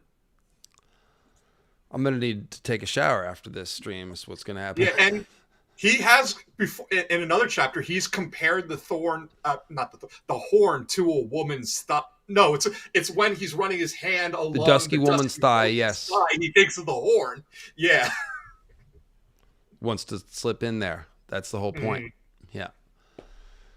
So, Cragorn blew the horn thrice and died for it. He was as big a man as any of you and strong as me. So strong he could twist a man's head right off his shoulders with only his bare hands. And yet the horn killed him. It will kill us too, then, said the boy. Victarion did not oft forgive a thrall for talking out of turn, but the boy was young, no more than 20, and soon to die, besides. He let it pass. Nice of him. A little freebie there. The mute sounded the horn 3 times. You 3 will sound it only once. Might be you'll die. Might be you won't. All men die. The Iron Fleet is sailing into battle. Many on this ship will be dead before the sun goes down, stabbed or slashed, gutted, drowned, burned alive. Only the gods know which of us will still be here come the morrow. Sound the horn and live, and I'll make free men of you. 1 or 2 or all 3. I'll give you wives, a bit of land, a ship to sail, thralls of your own. Men will know your names. Even you, Lord Captain? Asked the bastard's bastard. Aye. I'll do it then. and me. Said the boy. The brute crossed his arms and nodded. Oh, of course, he's a mute. Brute the mute. Yeah. If it made the 3 feel braver to believe they had a choice, let them cling to that. Victarion cared little what they believed. They were only thralls. You will sail with me on Iron Victory, he told them, but you will not join me in the battle. Boy, you're the youngest. You'll sound the horn first. When the time comes, you will blow it long and loud. They say you are strong. Blow the horn until you are too weak to stand, until the last bit of breath has been squeezed from you, until your lungs are burning. Doesn't sound like he's super concerned about them surviving, but whatever. Let the freedmen hear you in Marine, the slavers in Yunkai, the ghosts in Astapor. Let the monkeys shit themselves at the sound when it rolls across. I hate those damn monkeys on the Isle of Cedars. Arrgh! Then pass the horn along to the next man. Do you hear me? Do you know what to do? The boy and the bastard's bastard tugged their forelocks. The brute might have done the same, but he was bald. You may touch the horn. Then go. They left him one by one, the 3 thralls and then Makoro. Victarion would not let him take the Hellhorn. Mine, that's mine. I will keep it here with me until it is needed. As you command. As you command. Would you have me bleed you? Victarion, what was that? I was trying to do your Bane voice that you give to Makoro. Oh, I don't think I give Makoro Bane voice. Yes, you've done Makoro as Bane in the past. Let's rewind real quick. I see you in my fires, Captain. You have much to gain. You've done that. Can someone in the chat confirm this? I cannot remember, but I honestly would. I've done a lot of Ice and Fire voices. I have used Bane voice. I mean, I only remember using it for House Bane for it. And that whole bit. Now, the last time me and you did a Vic chapter, I did Vic's voice where I did him as Nathan Explosion, and you did Makoro as Bane. So now we're switching it up because you took Vic's voice this time, so I took Makoro and tried to copy you. So this checks. It sounds believable. Let's rewind real quick to that chapter where he's talking. Let the freedmen hear you in Marine, the slavers in Yunkai, all that. Can we scroll up a little bit to that? Yeah, sorry. Yeah. I suppose we can make a point about the chapter if you want. Go ahead. Yes, they're passing around a joint. Puff, give. Yeah, and then they're going to do until you are too weak to stand and blah, blah, blah, until your lungs are burning, blah, blah, blah. Then pass it to the next guy. Do you hear me? Do you know what to do? Talking about rolling across the Isle of Cedars. Like, they're smoking. What? Yeah, it is.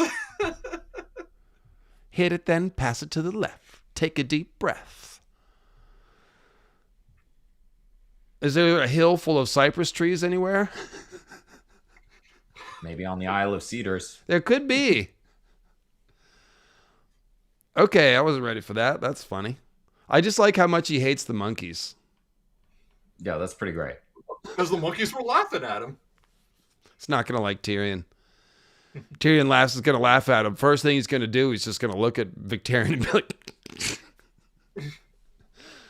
Victarion seized the dusky woman by the wrist and pulled her to him. She will do it. Go pray to your red god. Light your fire and tell me what you see. Makoro's dark eyes seemed to shine. I see dragons. You need to practice Bane voice, but I will accept it. Now I understand what you're doing at least. So this whole, the thing about this chapter that I like is it gives you, whenever we get this damn book, it's going to be pretty exciting. Like, it's going to hit the ground running.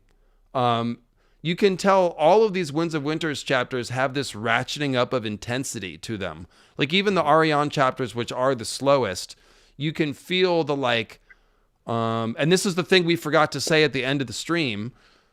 Arion has basically given herself up as a hostage, and there's not really any reason for Fagon to marry her to bring in Dorne when they can just keep her as a hostage. Her and, what's her name, Lyanna Stand-In, they're sitting there bantering back and forth about what valuable and precious hostages they would be and how Dorne would do anything to get them back, and then they just basically surrendered. Like, they're... Your thoughts, guys? Like, we didn't really pound that one home, like how foolish that was. Yeah, I mean, it's pretty obvious that that's what they will be in all but name. They will be hostages there. She talks about how she didn't think that Lyson Omar would give them the option to not board that ship. Like they're going to Storm's End, whether they like it or not.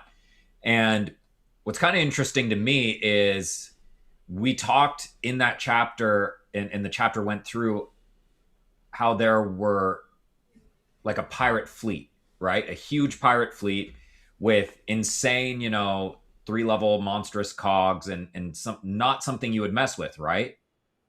So why would they get on a ship right near that?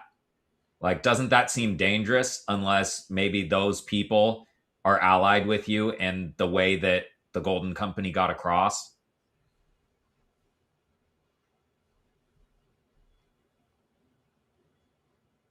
Yes, the answer is yes. I mean, it's hinted because Aurain Waters, Auric, A-U-R, is the prefix meaning gold in Latin. So Aurain Waters means gold waters, which is a pretty good name for a guy who's basically the navy of the Golden Company. I was thinking about Barry Goldwater for some reason. That's also happening. George. I mean, that's from George's era of politics. He could be making a Barry Goldwater reference. He is. Someone mentioned that. I think it was Mary Morgana the last time we were talking about whether that could be a Barry Goldwater reference, and she had some point about it. Mm. Yeah, but Goldwater can also mean piss water, and we know the piss water prince, like Gaiman Palehair, these are fake Targaryens, and Aurain Waters, being a Velaryon bastard, he's not a fake Velaryon, but he doesn't have the name. So, but it still lines up with this idea of, I keep bringing up Fagon's entourage of fakes and bastards that he's going to be coming with to King's Landing. People with airs of legitimacy, but don't quite have it all, do they? They're close.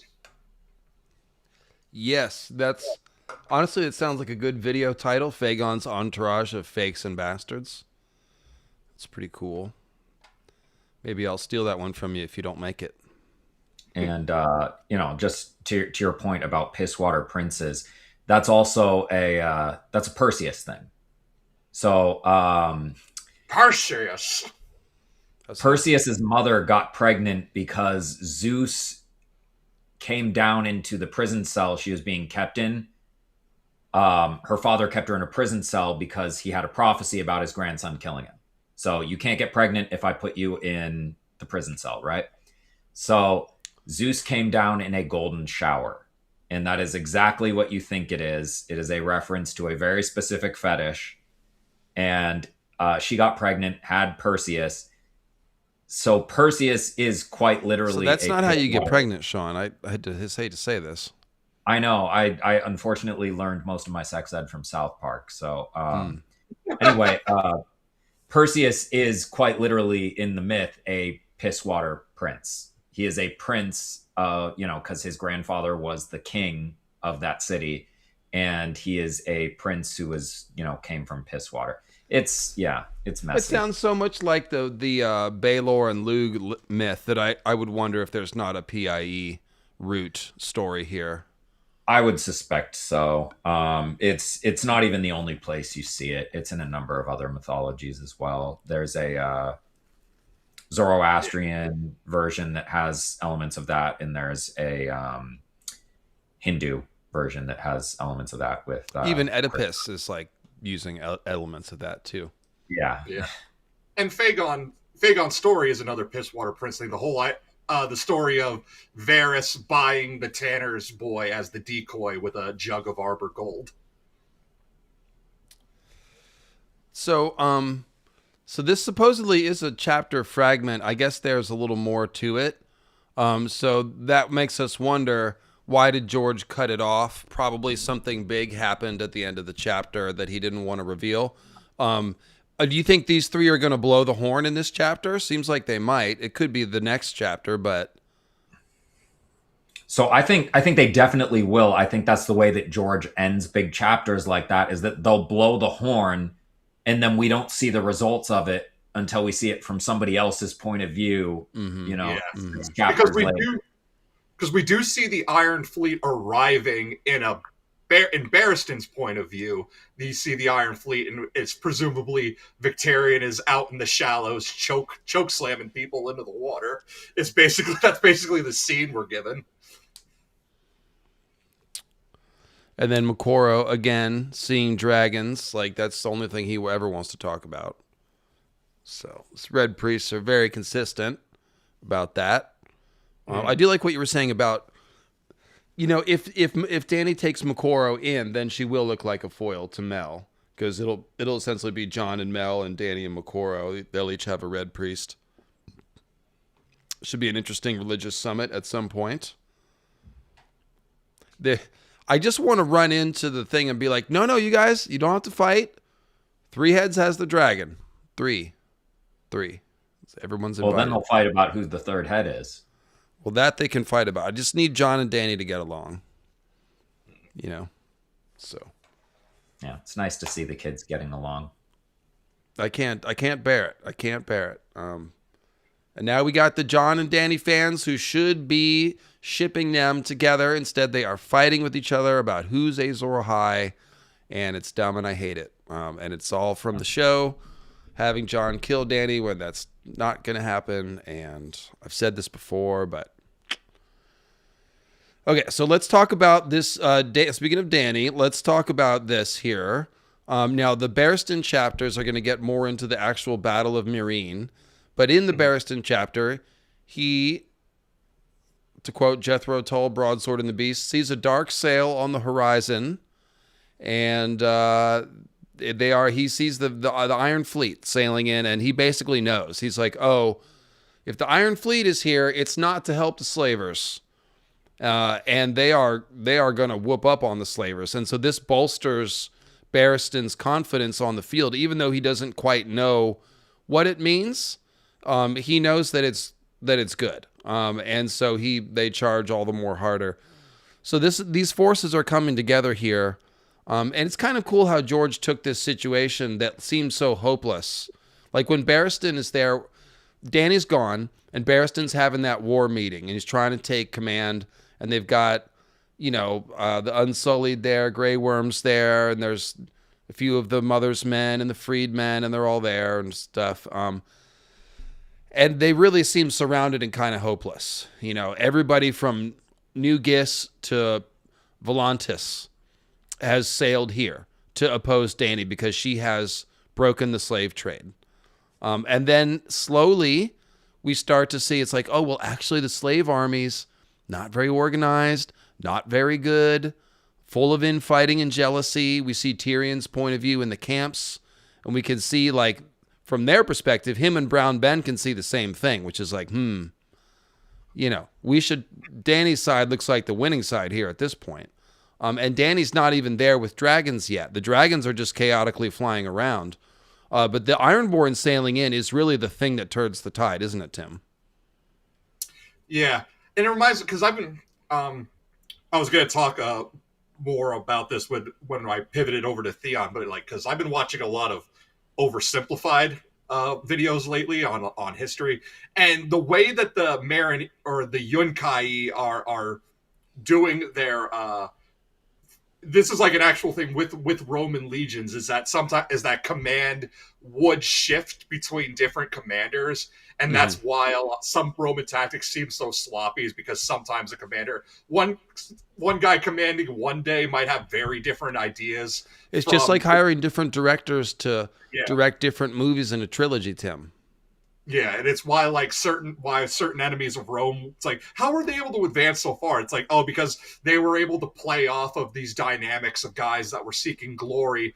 And sometimes you just, let's just hold still for a week and wait for the more hot-headed guy, for when it's the more hot-headed guy's time to be in charge, and then we'll have an easier time than when this guy's in charge, because there's a rotating commandment in this. And it's like, it's not a way to run an army, and especially not your legions. No, and like the first general, wants to build up the Skywalker mythology, and the second general wants to completely deconstruct it. And then we got to go to the third war and try to put it back together, and it's incoherent. So that doesn't seem like a way to fight a battle.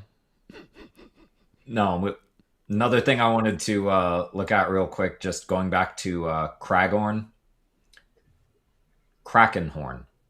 Oh yeah, Of gosh, course. which is maybe or maybe not a thing. We're not sure how that. We don't know if dragon horns are really. We don't know. Like do they call meteors? Do they stuff spirits inside of dragons? I can construct a good argument for both. I don't think it does both of those things though. It seemed like completely different functions. I don't either. I don't think they're going to summon a Kraken, but I think, if you blow the Kraken horn and like the other guy, Kragorn, was like bleeding from his tattoos and all over the place, and you have blood in the water, that will bring Krakens. So it may functionally, accidentally summon Krakens, but it's also being blown by, we're having the Greyjoys, who are Krakens, are having the horns blown. So they are also functionally Kraken horns in that way. But no, I don't think they're summoning Krakens. I think it's they're creating dragons essentially. How if the Greyjoys never sailed over to wherever House Celtigar lives and stolen their Kraken horn? It just seems it seems like he would just go and take that at some point. Yeah, along with the Valyrian steel axe would have been very nice for Victarion. Saying those Celtigars are just asking for it. They're waiting to be robbed. Jimmy Crackhorn and I don't care. Jimmy Crackhorn and I don't care. Celtigars really are. They're like the redheaded stepchildren of the Valyrian houses that just completely forgotten. George gave them two very cool things that he could whip out at any time he wants, and he never has. Even though it would make more narrative sense for the Greyjoys to have them. No, you're totally right. If he it could be one of those gardener things where he just plants a seed. Maybe he'll never do anything with it, but maybe he will. Some seeds don't sprout. Some They're don't. also their sigil's a crab, so that's another place we're going to see a crab. We're going to see that symbolism align with a bull of some kind. But aside from that, it's kind of pathetic, how bad they are, like as a house, and how kind of powerless they are. Because aside from their Valyrian traditions, like their naming convention is amazing. Like Celtigar, like it's the Celtic tradition, and Gar is spear. So when you talk about a Celtic spear, you're talking about the hero King Lugh with his magical spear. And so and that thing was unstoppable. So it's just, it was magic. It was sentient. It could speak. It could burn things. It could penetrate unpenetratable things. So, obviously some phallic stuff going on there as well. But yeah, you based it on like one of the most overpowered weapons in mythology. And then these guys just go around getting their asses kicked everywhere. Yeah. Nimble Dick Crab was their biggest fanboy, and now he's dead. Nimble Dick Crab. The only one to ever have anything nice to say about the crab people.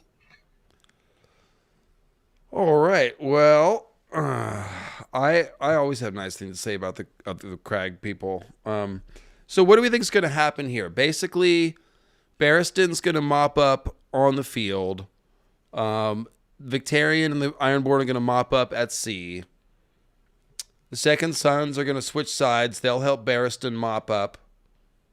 And the Unsullied are going to charge out of the city and kill some more people.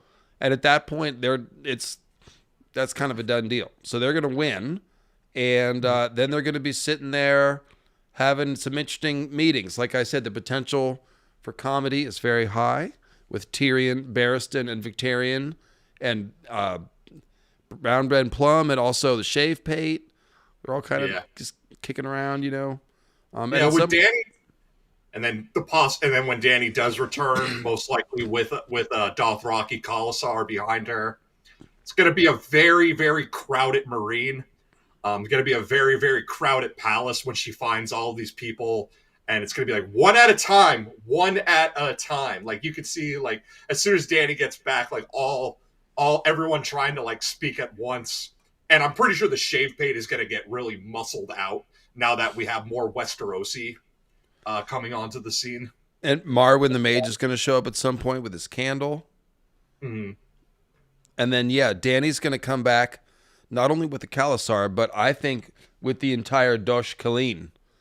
And I've talked about this many times, but that's the meaning of her vision, seeing them emerging from the womb of the world, which is a rebirth symbol, and suggests them emerging from Vaes Dothrak. They are being reborn and repurposed instead of just being made to retire in Vaes Dothrak and basically do nothing.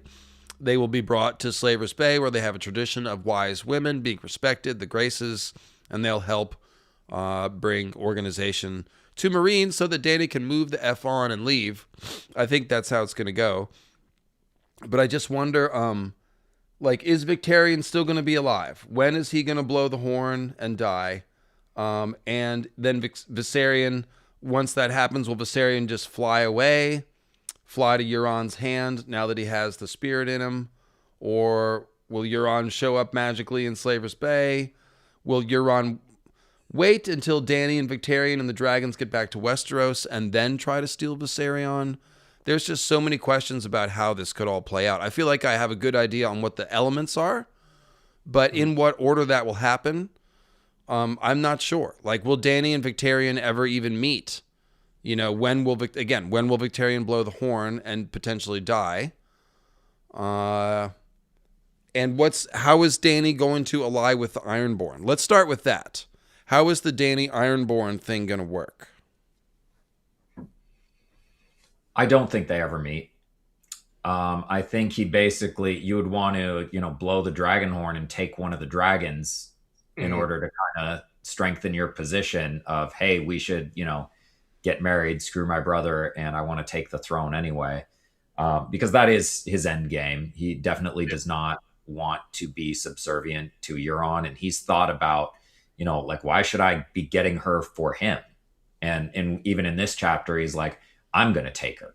So, how does he get there? It's not like he has enough people on the ships that made it through. I think, what did he say? Like 65 ships made it through. And a lot of them are not Ironborn reaving ships. Some of them are like cogs and merchant vessels and stuff like that. So it's like, he doesn't have enough warriors to defeat Dany's forces and be like, all right, we're married now. So it's not like he can steal her by force. Yeah, I actually have once again, if you want me to create a scene for you, I got an idea of how this could go down. Now again, this is another big ball of tinfoil, another case of how would I do it if I was writing this scene. This is how I would do it, right? Okay. So we're in the Battle of Fire. The Ironborn have landed. They're out. Like Dave said, they're mopping up the sea and they're getting in there. During the the clanging and clamor, the heat of battle, we know that corpses are going to be launched with trebuchets. The Yunkai want to employ those Mongol, biological warfare tactics. Viserion is a corpse-eating dragon, and Barristan even says, the dragons might get involved in the fight. They're not going to know friend from foe. They're just going to be opportunity hunting, I guess we would say at this point. So when those corpses start flying, that's when I see Viserion emerging. Now, here's where I need you guys, where exactly Viserion and Rhaegal have made perches. One of them's in a temple, and the other, where exactly are they situated? One of them's at the top of a pyramid. Top of the pyramid, and the other... Well, they're both flying around in the air at this point. Tyrion... in the Tyrion chapter, he sees them both flying. Mm-hmm. So they've been brought out by all the blood and noise and stuff. But no, he's thinking to himself, nobody knows what they'll do. And Barristan has the same thought. We don't know what the dragons are going to do. Mm-hmm. Okay. Well, okay, so Viserion and Rhaegal are out flying around, but the point is Viserion being the corpse-eating dragon, he's the one who's going to dive bomb and try and snatch up those corpses that are flying from the trebuchets. Correct. And this goes back to the Lovecraft, the Byakhee that I've talked about, the corpse dragons. The king Hastur, the king in yellow, rides a Byakhee. So this is why another reason why Viserion seems like the prime candidate for the dragon that gets bewitched and ends up on Euron's side. What in this heat of battle, I could see Victarion seeing Viserion flying. He looks around. Where's the boy? Where's the brute? Where's the bastard's bastard? They're nowhere to be seen ever because it's just a huge battle. but he does see the dragon horn, and it probably becomes like a "damn it, I'll do it myself" moment. And Well, that is when, as you say, to impress Daenerys, like he's gonna think, well, if I could be riding a dragon, then she'll want to marry me and see me as an equal, kind of like what Quentin is thinking. yeah. So I do think Victarion will blow the horn. Viserion will be the one in the vicinity when it happens. So he's, going to try and catch Viserion. But you've talked about Victarion blowing the horn and being his soul being stuffed away. Like he becomes sort of Euron's familiar in the act of taking this dragon. Yeah, and if you remember when we did the Queensmoot chapter, there was that seagull who was making so much noise on top of Naga's bones right after the horn is blown. And we were like, oh, the horn blower got stuffed into the seagull. George is sort of showing us that that's happening as a clue that the horn blower's spirit, is supposed to go into a flying animal. And he's also got the phoenix tattoo, similar idea, like a bird that's reborn from the fire, Yeah. Well, so stuffing Victarion into a dragon and making him a tool, that becomes another form of Euron abuse. Earlier I had said, we know that Euron abuses all of his brothers in any way he could. Victarion, he could not physically and sexually abuse the way he could his younger brothers, because Victarion would put up more of a fight. So he's used more emotional and isolation. But this stuffing Victarion into a dragon, forcing him to become a familiar, forcing him into a slave role to take this dragon, that becomes the ultimate physical suppression of Victarion for Euron to use against him. It's like Euron, in his own way, Hodoring Victarion. Yes. Because he's going to be sitting inside the dragon helpless, like Hodor in the corner of his own mind, while Bran runs the show. Yes, exactly right. That's a perfect comparison.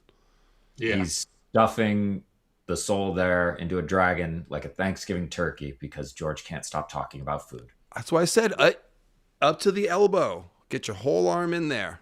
Yeah. It's not just sexual. Thanks, Ion. And let me see if there's any other. Well, there was another from Ion earlier, for sure. It's not letting me. There's no option to see the super chats. Where'd that go? Oh, it's being blocked by the video frame of us. So if you no, so I can see it. But like when I click down, usually it says top chat, live chat, and then paid. Yeah. It was this really nice feature that they made. So did they take it away? That sounds like something they would do. That's it's just not been the week, It's not been the week to throw another one of these computer malfunctions on top of me. I swear to God, I've had computer problems this week that I have never had before. And I didn't fix any of them, Tim. All I did was work around them and shake my head in disgust and disbelief. Go ahead. Anytime you think you have YouTube and the algorithm figured out, they go and they wonk around with it and everything changes. Oh, it's the algorithm. It's Adobe Premiere. It's trying to type in the phone, trying to type words. Like, I swear, the autocorrect and the intelligent typing stuff has degraded so much to the point where, like, it takes me 5 tries to type a word sometimes. Like, I'll just be typing, like, nope, that letter's wrong, back, try again, still wrong, third time, different letter now, misinterpreted, that it's doing autocorrect. It's just like, how are we supposed to maintain, man?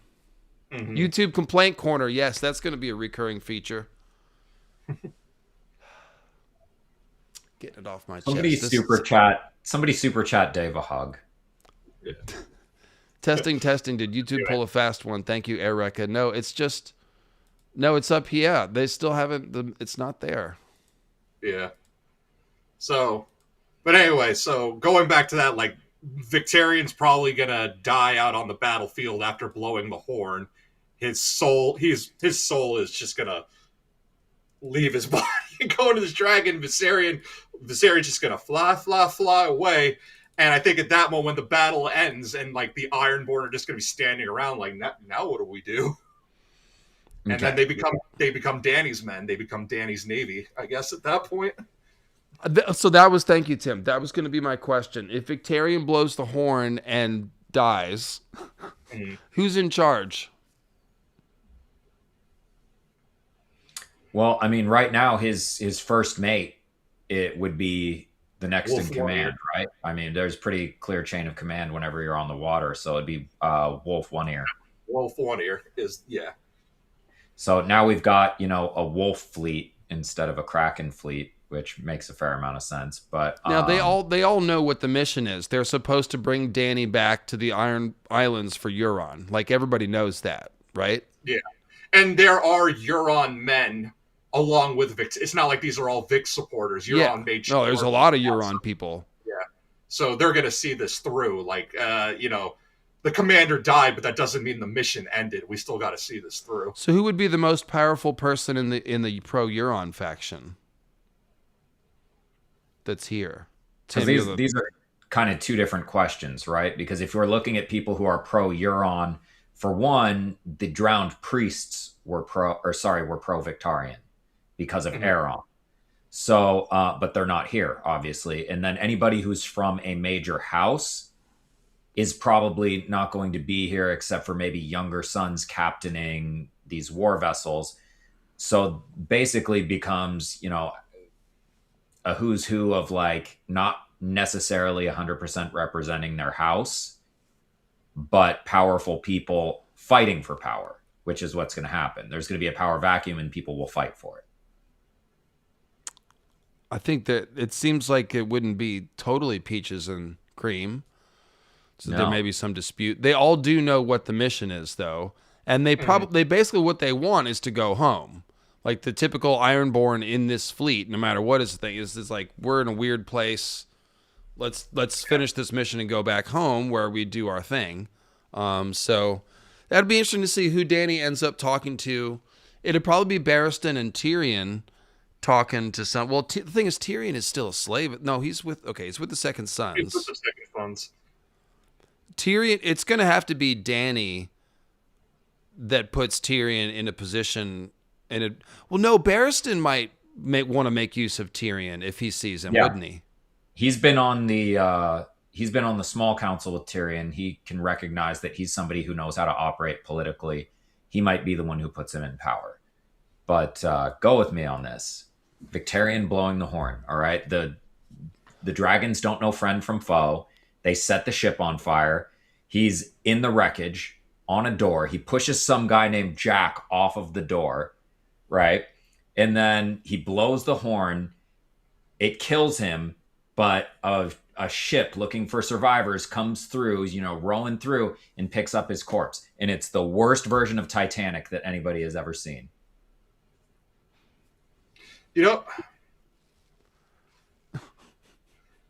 That's good.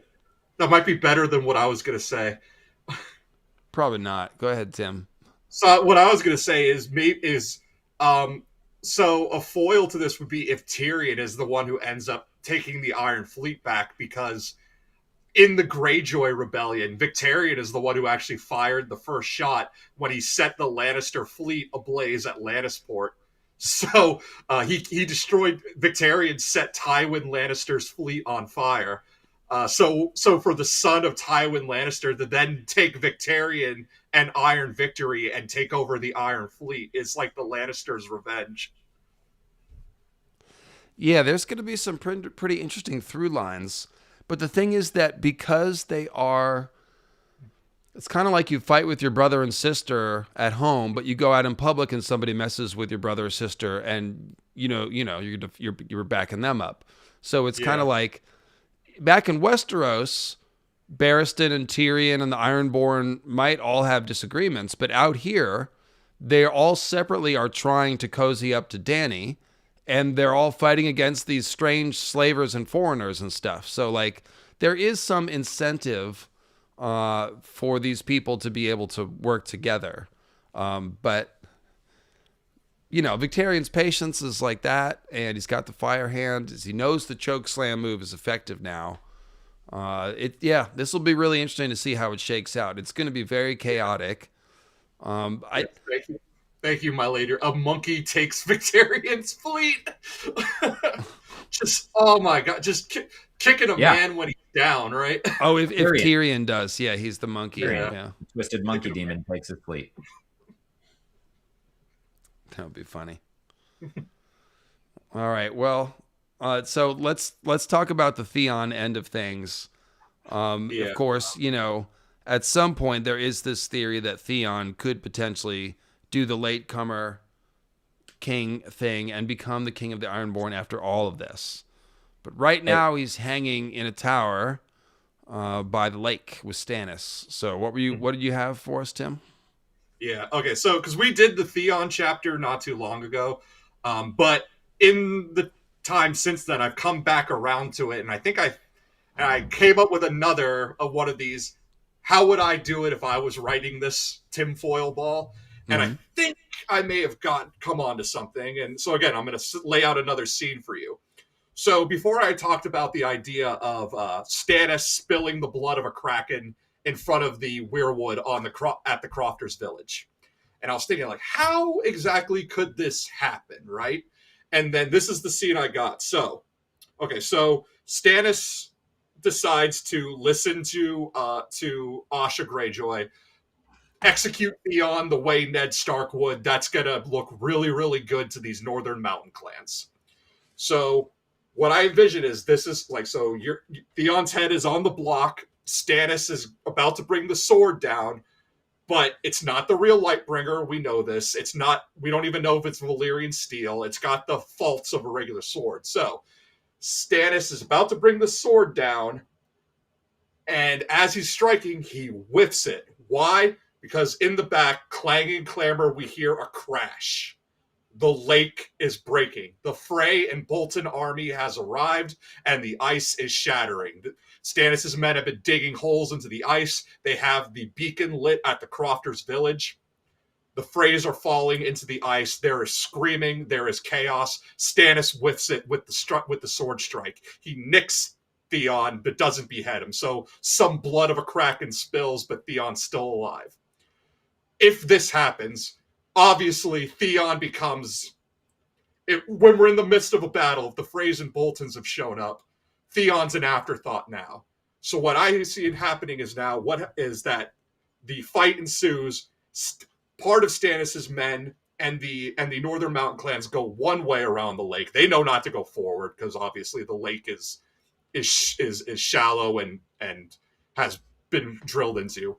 So they go around the lake. And as they're doing this, that is when the Manderleys turn cloak. And the Manderleys start in the back, stabbing and hitting the Boltons and the Freys. This creates a pincer movement. And this is... So I was talking about, like, I think I looked at 3 real-world battles. One is the ancient battle of Cannae, which is during the Punic Wars. This is how Hannibal Barca was able to defeat the superior Roman legions. There's also the medieval battle on the ice during the Northern Crusades. This is when the Livonian Order of Teutonic Knights was trying to Christianize the last Baltic and Slavic holdouts. And then finally, there's the more modern Winter War between the Finns and the Soviet Union. So a pincer movement is how a army with less soldiers is able to overtake and advance on a superior army. That's how Hannibal won the Battle of Cannae. You encircle them. So and with the Manderleys being amongst the Freys and the Boltons turning cloak and becoming the back end, and then everyone else swarming around the lake, that encircles the Freys and Boltons. They can't go to the left. They can't go to the right. If they try to retreat, they're going straight into the Manderleys. And if they go forward, then they risk the lake. That then brings us to the battle on the ice from the Northern Crusades. The Teutonic Knights were defeated by Prince Alexander Nevsky, and there is a myth surrounding the battle that supposedly the lake shattered and the Teutonic Knights fell in. Now, there's no real historical evidence to say this, but hey, why let facts get in the way of a good story, right? And George is building on real myth just as much as he is on real world history. So a battle where the frozen lake shatters and guys fall in and drown makes perfect sense. Now, where this is real is in the more modern Winter War. The Finns would wear white. They would wear white uniforms, and they would ski down the slopes across the frozen lake. It's just one Finn going across on skis could make it across the lake just fine. But then they would be followed by masses of red Soviet armies who would then come onto the lake, and the lake would begin splintering, and then other Finns would pop out between from the trees and the bushes, all in white, and they would start shooting at the lake, and then Russians would fall in and drown. So I think George is taking like all three of these concepts. You got one ancient battle, one medieval battle, and one modern battle. The pincer tactic around the frozen lake and said lake then shattering. This is how I see Stannis winning the Battle of Ice. He becomes Hannibal Barca, the madman who marched an army through the northern mountains in the middle of winter. It's like Hannibal marching through the Alps. All that's missing are the elephants. They're down in Storm's End. But I wonder if Theon could get sort of stuck on the island if the sacrifice is interrupted by the battle starting, which sounds right to me, and some of the ice collapses. It could be that Stannis can't get back to Theon to reclaim him. He might have better things to do. Theon might get left there to be recovered by Asha or somebody. Yeah. But here's the thing. So while this is all going on, I think... Hold on, Tim. Let me get Sean in here before you go on to the next part of this. What were you going to say, Sean? So I was going to say, I see a lot of this happening the same way, except that George starting a huge climactic battle by talking about lighting beacons. He's 100% doing a Lord of the Rings thing here. Oh, yeah. So when we talk about how that'll play out, the big way that'll play out is Stannis' forces are defending here. They're defending this Crofters village. They're going to be attacked by the Freys. And what we hear from Wyman Manderley is that he has the most mounted knights of anybody left in the north. He has a huge number of mounted knights, basically as many mounted knights as everyone else combined. So he's representing Rohan here, and he has actually snuck a bunch of cavalry up the White Knife. We know that. Mm-hmm. So yes, he has troops inside Winterfell, and there could be a betrayal there. But what he's also going to do, that pincer movement you're talking about, it's going to come from a cavalry charge from Wyman Manderley's knights, who we already know are there and hiding. And Hannibal did his pincer movement involved a cavalry charge. So yeah, you take the pincer tactics of the Battle of Cannae, you combine that with the myth of the battle on the ice from the Northern Crusades, the lake cracking, and then you interweave that with the Tolkien imagery, and we see how George combines real world history with mythology and with the literature that has inspired him, and uses all of that to weave this new tapestry. There's something about he's going to make it look like the beacon tower is somewhere that it's not. How's he going to do that? Is he going to set a tree on fire or something? Like, it's been a minute since I went over this, but there's some way that he's going to be able to deceive people. I think he was going to set the weirwood on fire, and we saw that when George takes a big idea and writes it small. We see that when the wildlings are passing through the wall and they have to take a weirwood stick or a weirwood branch and throw it into the fire. And how does that relate to this scene? It relates to the idea of Stannis then setting the entire weirwood on fire and making that his beacon. I see. Okay. And of course, Azor Ahai burns the weirwood net, and that's why Stannis keeps doing this over and over. And that weirwood is a kraken tree because it's on an island, so its roots are down in the water like tentacles. Yeah, well, and it's just good imagery. Like you said, Azor Ahai burns the weirwood net down. That's why every time we see the weirwood net represented, we always see it in three parts. We see the trident in the red, blue, and green fork. The blue, obviously, the others. The green, obviously, Green Seers, Skin Changers, Children of the Forest. And then the red fork is the Azor Ahai burned portion of it. So it's like, this is once again, we're looking at both the long night and in the metaphysical events that happened to create magic the way we see it in the Long Night. So Yeah. Azor Ahai being trapped in the werewood net, we have a few Azor Ahai figures. And Stannis being all emaciated and looking half dead, Theon's doing the same thing. They're representing the same character. So when Stannis goes off and, they're fighting that battle and Theon is stuck in the island, he's representing the part of Azor Ahai that got imprisoned in the werewood net. Mm-hmm. Yes. Correct. We see a lot of prisoner Azor Ahais for sure. Yeah. Oak and iron, guard me well, or else I'm dead and doomed to hell.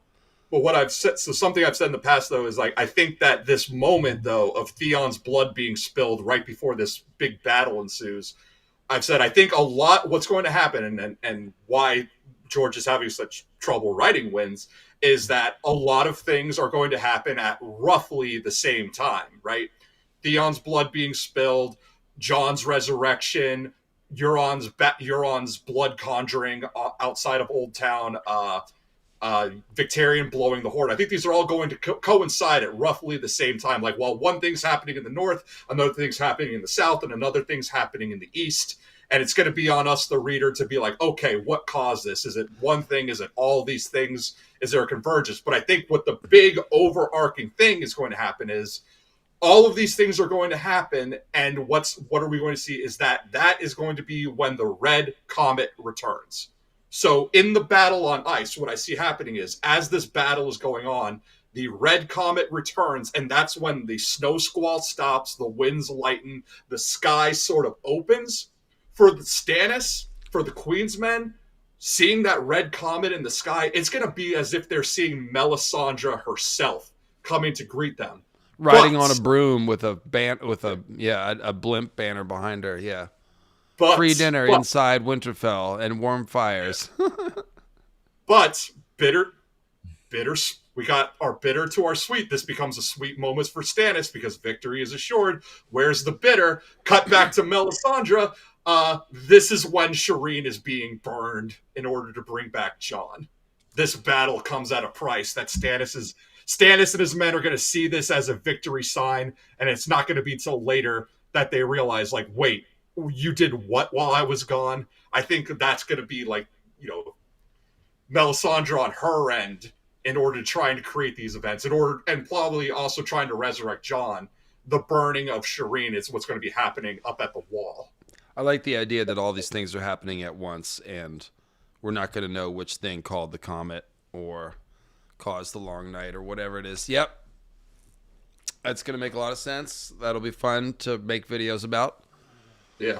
And I feel like because it makes sense thematically, it makes sense symbolically, and it builds on real world mythology, real world history, and as Sean pointed out, elements from Tolkien and Lord of the Rings. It all comes together to make narrative sense. Not to pat myself on the back too much, but it all makes sense, narratively. Tim, you got to argue against me. You can just pat your deep bag of nuts. Go ahead. So somebody in the chat saying Stannis kind of has to do it himself. He may, but I don't think it has to be that way. If Melisandre and Selyse burn Shireen, that will still be Stannis' fault. He's the one who decided to hunt with a red hawk, if you will. Like he has been willing to sacrifice Edric Storm. He's the one. He has been, he has brought this into his home. So I still think he'll be responsible, even if he doesn't do it himself. What I feel strongly about is that he has to live long enough to understand that it's happened and face that reality. So also, I don't think he'll die before he gets back to the wall and learns this information. But I don't know that there's time for him to get back to the wall to be a part of the actual thing. Yeah. And also for more Nissa imagery. So if I'm right in this tinfoil, the lake cracking is like the scream of Nissa, but unlike Azor Ahai, who plunges his sword through Nissa, Stannis whiffs it when trying to cut Theon. That becomes the Nissa line. Well, and also you're going to see a bunch of knights who are carrying torches and swords fall into a winter lake. So it'll be the same idea. It'll be a fiery sword. The cracking So- lake is the scream. It's the cracking. It's the scream. It's the cracking moon. It's everything. Well, it's also the Satan breaking out of his icy lake in the ninth circle of hell and the voice of the others, which is the cracking of the winter lake. Nice. That's why we've Yeah. seen the fists of some drowned giant is under that lake. Like there's a minotaur, there's a monster, there's a giant, there's something waiting to wake from under the frozen lake. That's Satan the dragon. Which is also the others. It's same idea. And so because they're transformed, spirits. It also becomes a sort of second red lake. So Euron's blood magic maelstrom creating a blood ocean. Stannis, like Red Lake, Brandon of the Bloody Blade kills children of the forest, and it turns the lake red, and that's essentially elf blood. Here, turning the frozen lake red with the blood of Freys. It's like turning the red lake with the blood of bridge trolls. Yeah. Also, if we're looking at this as having a lot of, and I brought up Tolkien way too many times today, but if we're looking at it as having parallels to what was going on at the Battle of the Pelennor Fields, they're lighting the beacons, requesting aid, blah, blah, blah. Three of the main characters in that are going to be Aragorn, who is fighting. You have Prince Imrahil, who is fighting. And then you have the steward, Lord Denethor, who is in the city, not really doing anything and going crazy. But Denethor, to be clear, like they have, instead of a steward, they have a warden who is in charge of the north, while the Starks, who are the true kings in the north, are away. You have Stannis, King Stannis, playing basically crappy Aragorn over here. And then Prince Imrahil is played by Prince Theon. So it's all just really crappy versions of what's going on, and they're all placed in the right places. Yeah. Also, isn't there so going on that elf blood thing, isn't there like I'm not familiar with the Witcher series, but isn't one of their books something to do with like a lake made of like elf blood? Is anyone familiar with the Witcher? Yeah.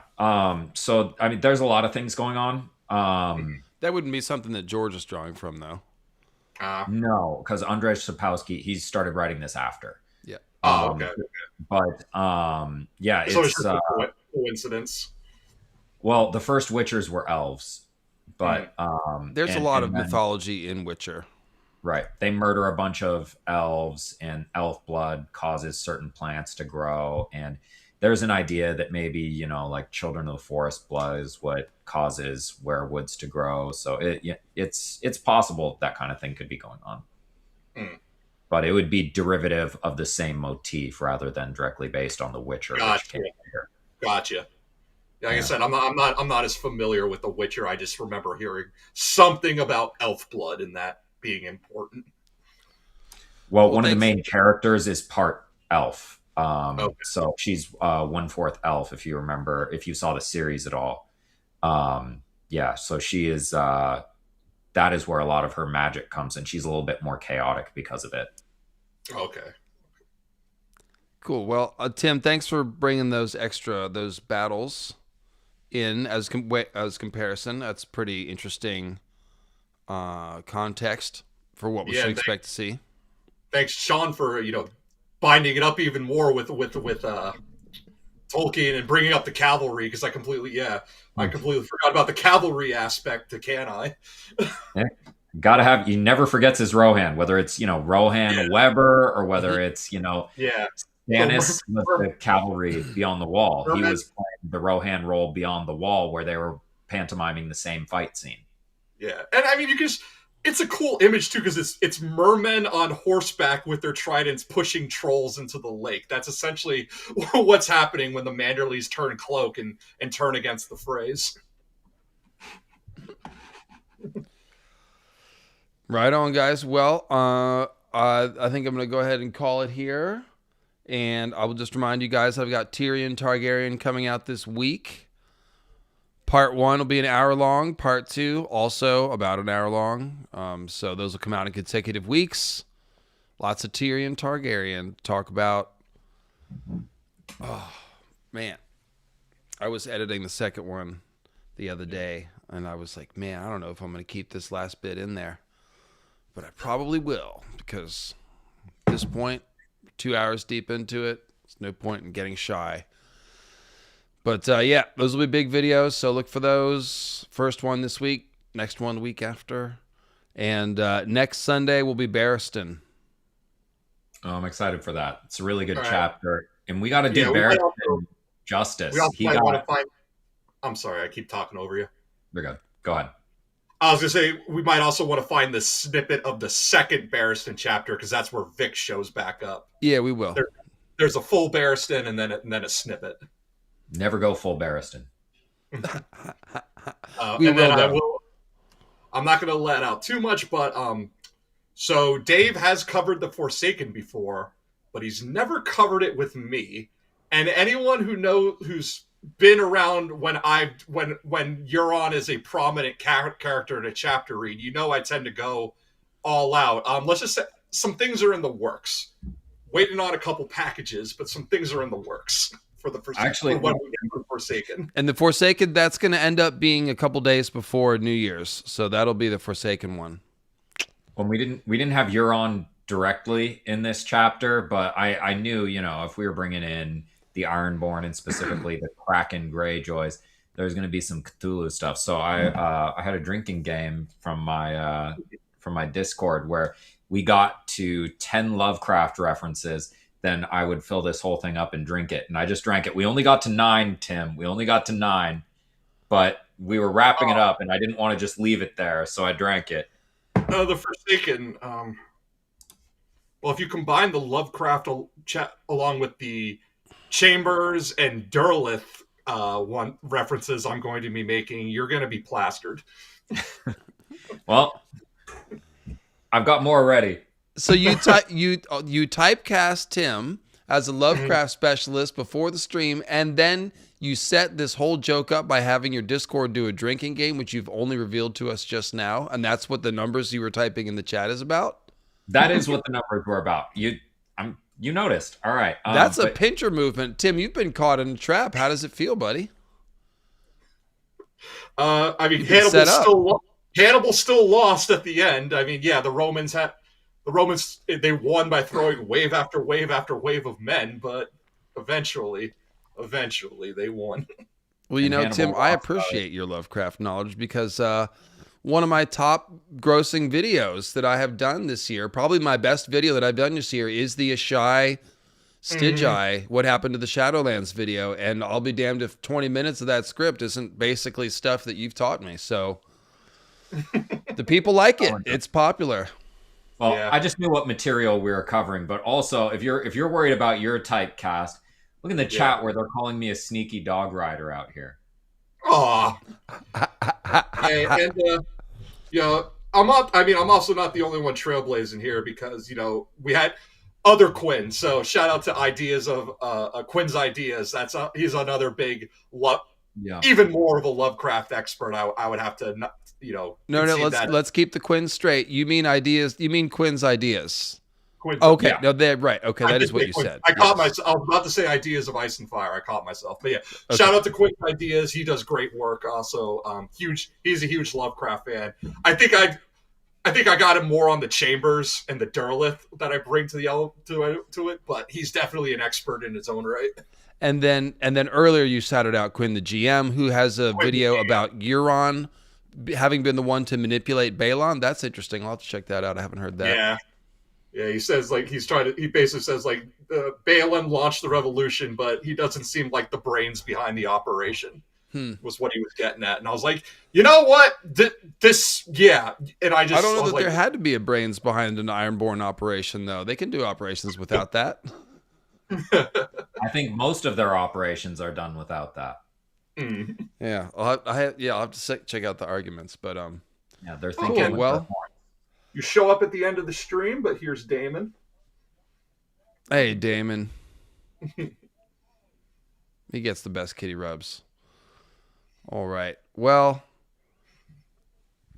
thanks for coming, everyone. I appreciate y'all.